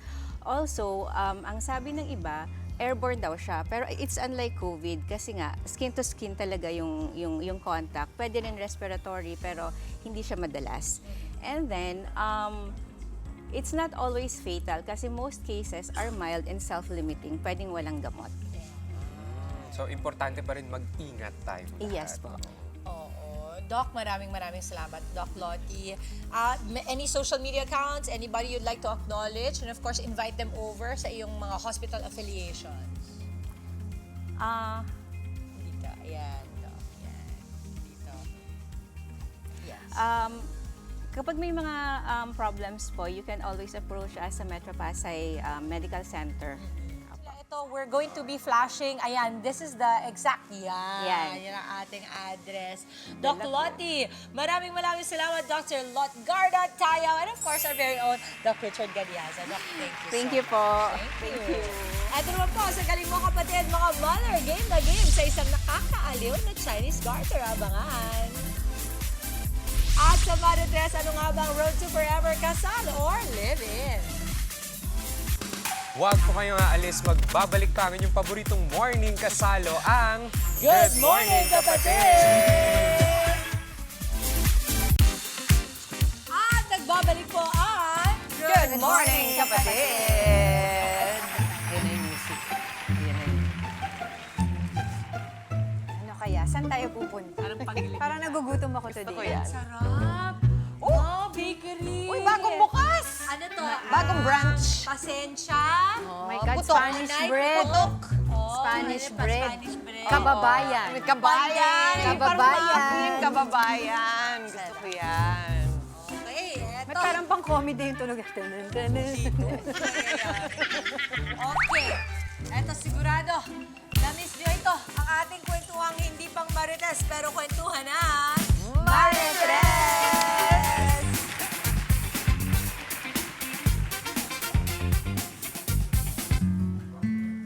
Okay. Friday, ha? Trial period. Live-in muna bago I do. Nag-live-in muna kami ng girlfriend ko for 2 years bago ako nag-propose sa kanya at ngayon ay nagpaplano na kami ng kasal. Gusto ko talagang nasubok yung financial compatibility namin, yung hatian sa gawaing bahay at kung paano mag-resolve ng away kapag hindi mo pwedeng takasan yung tao kasi iisa lang ang kama ninyo. Para sa akin, best decision ang mag-live-in muna. Parang tinanggal yung filter ng dating phase at nakita namin yung totoong ugali ng isa't isa. Para sa mga kasal na ngayon, mas nagbago ba ang dynamics nung naging official na kayo sa papel o naging formality na lang? Confused fiancé. Magandang tanong, ano? Tsaka parang, kasi sa mga panahon ngayon, actually, pwede mo na i-consider yan. Merong, di ba, siguro, lagyan natin sa mga 10, 20 years ago, di mo pwede pag-usapan yan. Kung gagawin mo, patago. Oo nga. Ang concern ko lang dyan, kasi medyo progressive thinking din ako. Kailangan mo lang tignan kung nasaan yung magulang ng babae. Kasi baka ayaw na ayaw nila yung pressure yung babae. Yun lang nga sa akin. Yun ang reservation. Kasi talagang merong, kung tingnan mo yung cost-benefit analysis, kung baka titingnan mo yung mga pros and cons, talaga namang marami kang pwedeng subukan bago kayo magpakasal. Makikita mo talaga yung mga bagay na hindi mo makikita kung hindi kayo magkasama sa bahay, di ba? Pero yun na nga, meron pa rin talaga mga konserbatibo. Ganun talaga dahil nandito tayo sa predominantly Catholic na bansa na hindi talaga, na medyo tutol doon. Yun lang sa akin. Well, ang sa akin naman, kahit live-in yan o kasal kayo, ang importante kasi ready kayong dalawa. Kasi pwedeng kakasalin nga kayo ngayon, pero hindi naman kayo emotionally ready, financially ready, and all of the things that you need to get ready for. Diba? So, importante yung ganun, na mas ready kayo. At saka ang relationship po, ang marriage or pag live-in, no, ay hindi po yan parang swerte lang kayo sa isa't isa. You have to work on it. Tama. Diba? Kung meron pong pagkukulang yung isa, dapat punan, pag-usapan. Kasi hindi yan po pwede na, okay, kinasal kami, dapat ba maging sweet kami ulit o hindi? You have to work on it. Oo. Diba? Alam mo, kambal talaga kayo ng asawa ko. Kasi si Boy talaga naniniwala na ang live-in man yan or kasal man yan, ang any relationship para sa kanya ay kailangan pagtuunan ng trabaho, pansin. Hindi siya parang just happening. Lagi niya sinasabi niya, you have to show up. Etong sa tanong mo, kung may nagbago ba, hindi ko masagot kasi hindi ako nakapag-try. Pero para sa akin, ang buhay mo ay para sa'yo. Ang tanging makakaalam lang kung paano ang magiging takbo ng relasyon nyo kayong dalawa lang. So, palagay ko, nasa perspektibo nyo yan, kung titingnan nyo as a formality na lang yung papel or magbabago ba yan. Pero ako naman, sa any relationship, mapapapel, walang papel, basta kayo ay nagmamahalan, it will be up to you. Ang sabi nga namin ni Angela, sa lahat ng bagay, kita-kita tayo sa finals! So, kasi maraming pwede masabi ang ibang tao, pero at the end of the day, pag napatunayan nyo na kayong dalawa hanggang dulo, ay wala na silang masasabi, palagay ko. Huyo na lang sila sa iyo. Pero kailangan talaga magkasundo kayo dyan sa arrangement nyo, Oo, tsaka ito lang, dahil si Boy ang sumulat sa atin. Mama. Usually, merong konting fear din sa babae na parang, kailan na mangyayari? Baka masyado na kayo maging kampante sa inyong arrangement na hindi na, makalimutan na yung Kasi mahalaga din talaga yung magpakasal at nandun talaga yung basbas ng Panginoon kung kayo ay Katoliko at legal talaga. So, don't lose sight of that lang. Oo, legality-wise, syempre, pagdating sa mga ari-arian at pagdidesisyon sa buhay, di ba, kailangan kasal kayo. Yun naman yun kung pag-uusapan yung legality Palagay ko kasi of the pagdating marriage. sa live-in, dyan medyo nabe-blur yung line. Yes. Di ba? Nang, iyo ba to? Akin ba ito? Tayo ba dapat nagbabayad nito o ikaw lang? Sino bang nagyaya sa atin mag-live-in? Palagay ko mga ganyan. Meron. Oo. Pero 'di ba, yung ano naman, whether may papel, whether legal o hindi, tama kayo. It's really a decision, a choice. Like the choice that I, 'di ba? 33 years. Every day I choose you. Happy anniversary. Direct, i-focus naman natin Robby. kay Mama Chicks lang kasi one may more greeting time. siya para kay Kong. One more time. Sabi ko lang, 'di ba? Happy 33rd anniv. Yun na nga yan, 'di ba? I choose you every day. O yan, and many, many days. So by 365 times 33. Naku, wag mo na akong i-math. Ma, pero alam mo, ako, believe ako sa inyo. Gusto ko lang sabihin na I've seen you both live in person, how you are to each other, and what goals you are, truly. Couple goals. Not easy. Happy anniversary. Happy anniversary. Ayan. Thank you guys. Salamat sa Grabe, ating 33 years, nakita mo naman at the end of the day, hanggang dulo, dapat. Mama, happy anniversary Ako, sa inyo. ayan, Saan true thick tayo? or thin. Talagang, true thick or thin yan. Talagang, oo. Pero alam mo, laging sinasabi ni Kong Rob, diba? Pag ginigreet ka niya, sabi mo, let's grow old together, pero madaya ka raw kasi siya lang ang tumatanda. Laging sinasabi. I remember that. Galingan mo na lang. Kung huwag ka mag-alala, you are looking as youthful as ever. Wow. It's true. Ingat po palagi at happy anniversary, Kong Rob and Mama Chicky. And huwag kayong mag-alala, alam namin ang address ninyo. Ano ba? Sa mga gusto mo lang, magkamingin ng payo sa kanya-kanya mga issue at problema sa relasyon at sa buhay. Share nyo na po ang inyong kwento. Sali na sa aming Facebook group. Nakapin po yan sa aming official FB page. Abangan po sa susunod ang isa na namang istorya na ating pag-uusapan, hihimayin at bibigyan ng opinyon dito lang sa Marites! At sa galing mo kapatid, paligsahan ng galing, liksi at balanse. Sino kaya ang tatangaling Mother Chinese Garter? Mother Chinese Garter talaga. Alam ni Angela yan. Huwag po kayong aalis. Tuloy-tuloy lamang pa ating happy morning sa pagbabalik ng Good Morning, Kapatid!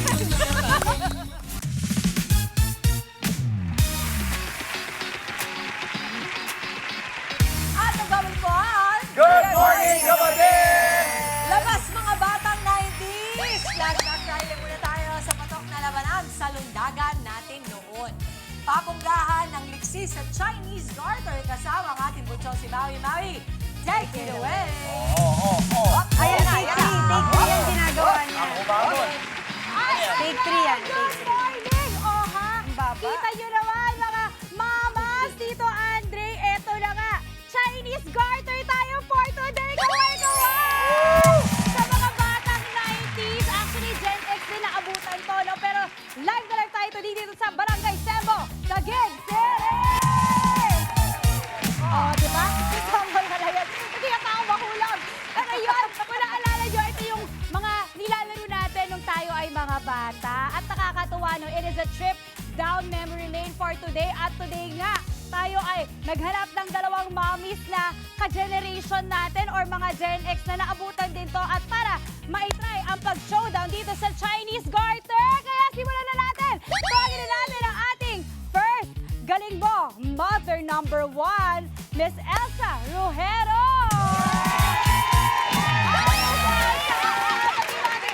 Good morning! Ready na kayo? Nakapang-ano kayo? Pang workout, pang sports gear? Okay. Tawagin na natin ang ating galing mo, mother number 2, Miss Jeneline Magban. Wow! Aba, nakapag-stretching na. Talaga naman, parang ready na siya kahit wala po. Naalala niyo po ba itong larong Chinese Garter? Yes po. Nag-mother din ba kayo dati? Di ba kasi yung mother parang siya yung sumasalba sa mga natatalo. Di ba? So, meaning kayo yung pinakamagaling pag nag-mother kayo. Okay, nakakatawa. Patiin nga, pasample nga ng ating mga pang-Chinese. Wow! Wow naman!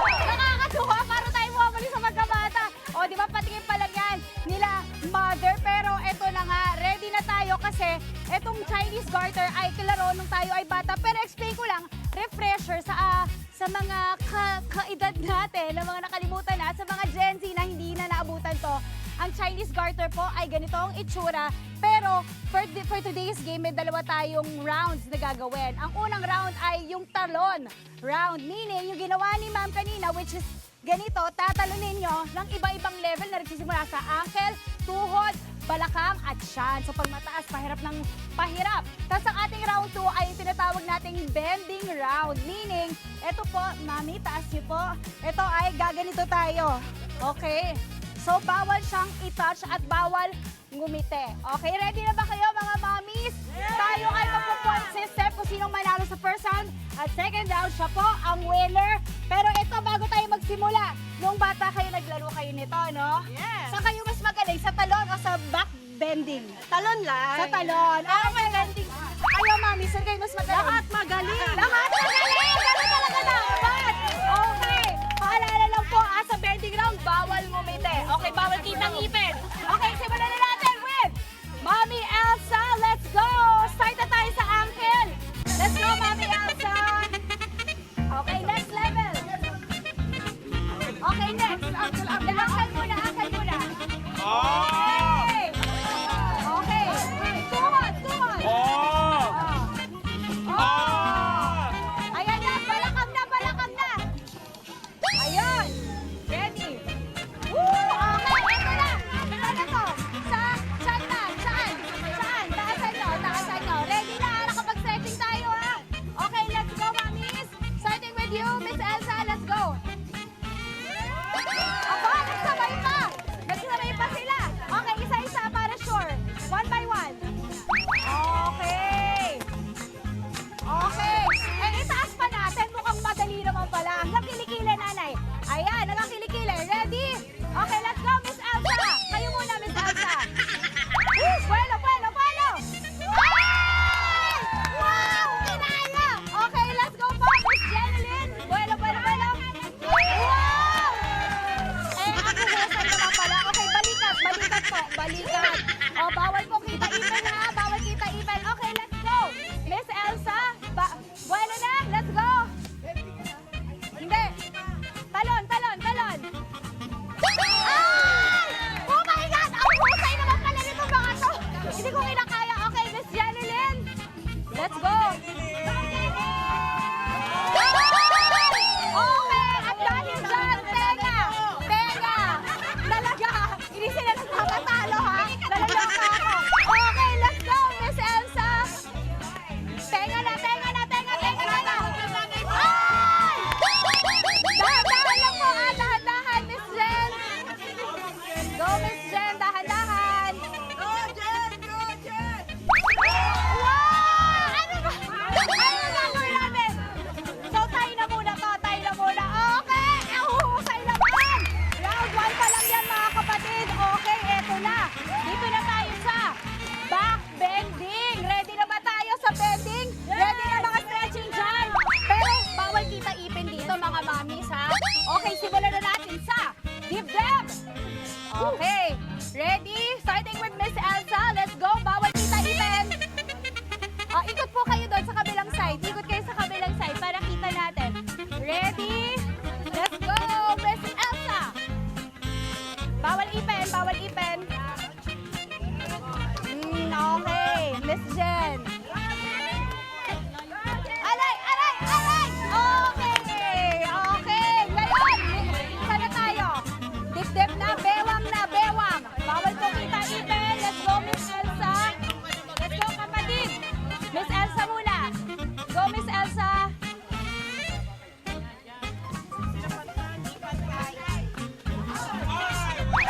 Okay, Miss Jen. Bawal ipin, bawal ipin.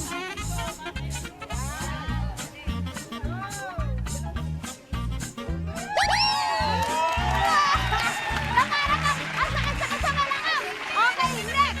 Okay, dito na, bababa na tayo. Okay. Patay na. Lagot na. So, ready na, let's go. Let's go, Miss Elsa. Ready, bawal ipin, bawal ipin. Bawal lumite. Wala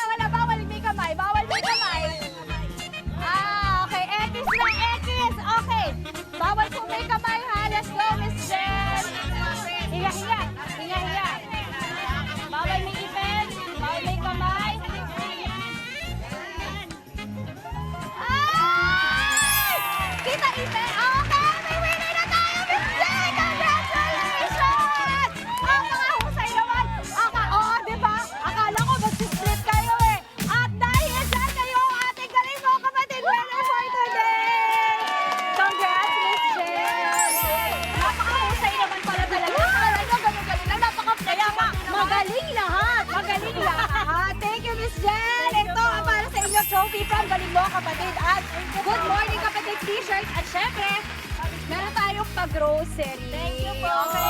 At para sa'yo, Miss Elsa, congrats. Meron kayong load. Okay, eto na. Okay, eto from Asia's Lashes. At syempre, t-shirt from Good Morning Kapatid. At load. Ayan na, congratulations. Pero syempre, balita ko, may Chinese garter sa studio. Angela, sino kalaban sa challenge mo?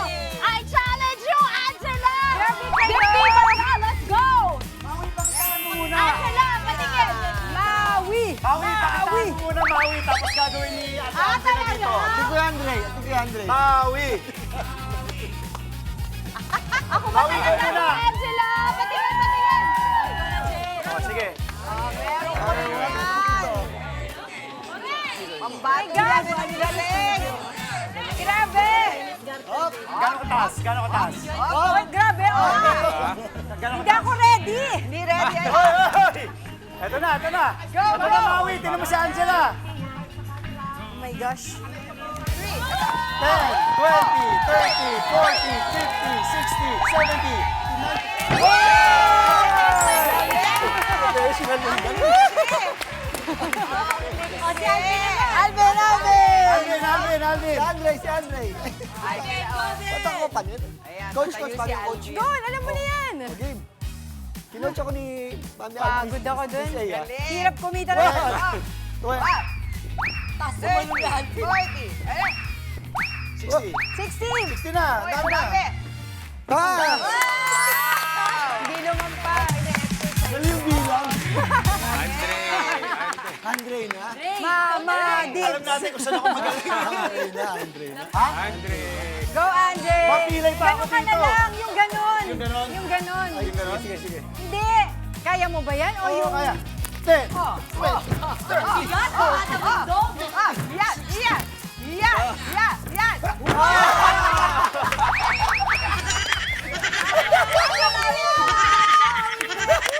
Yan! Sa Taguig City, and daradat para sa ating first Friday of the month. Isang makamulang umaga na naman po ang nahihatid namin sa inyo mga tahanan. Pagod ako doon, Tuloy-tuloy naman po sa pag-spread ng good vibes, kapatid! At para sa ating kids, more fun pa tayo dahil susunod na ang Chibi Maruko-chan at Blockbusters sa umaga. At tumutok pa rin sa mga weather updates. Kita-kits tayo sa Lunes. Happy weekend, everybody! Maraming salamat muli sa mga kapatid natin, kay Maui, sa Taguig, kay Laila at kay Tito Mondi. Mag-ingat po lagi, nanay, tatay, ate at kuya, mga kapatid. Yan po ang paalala ng inyong paboritong kasalo sa umaga. Good Morning, Kapatid!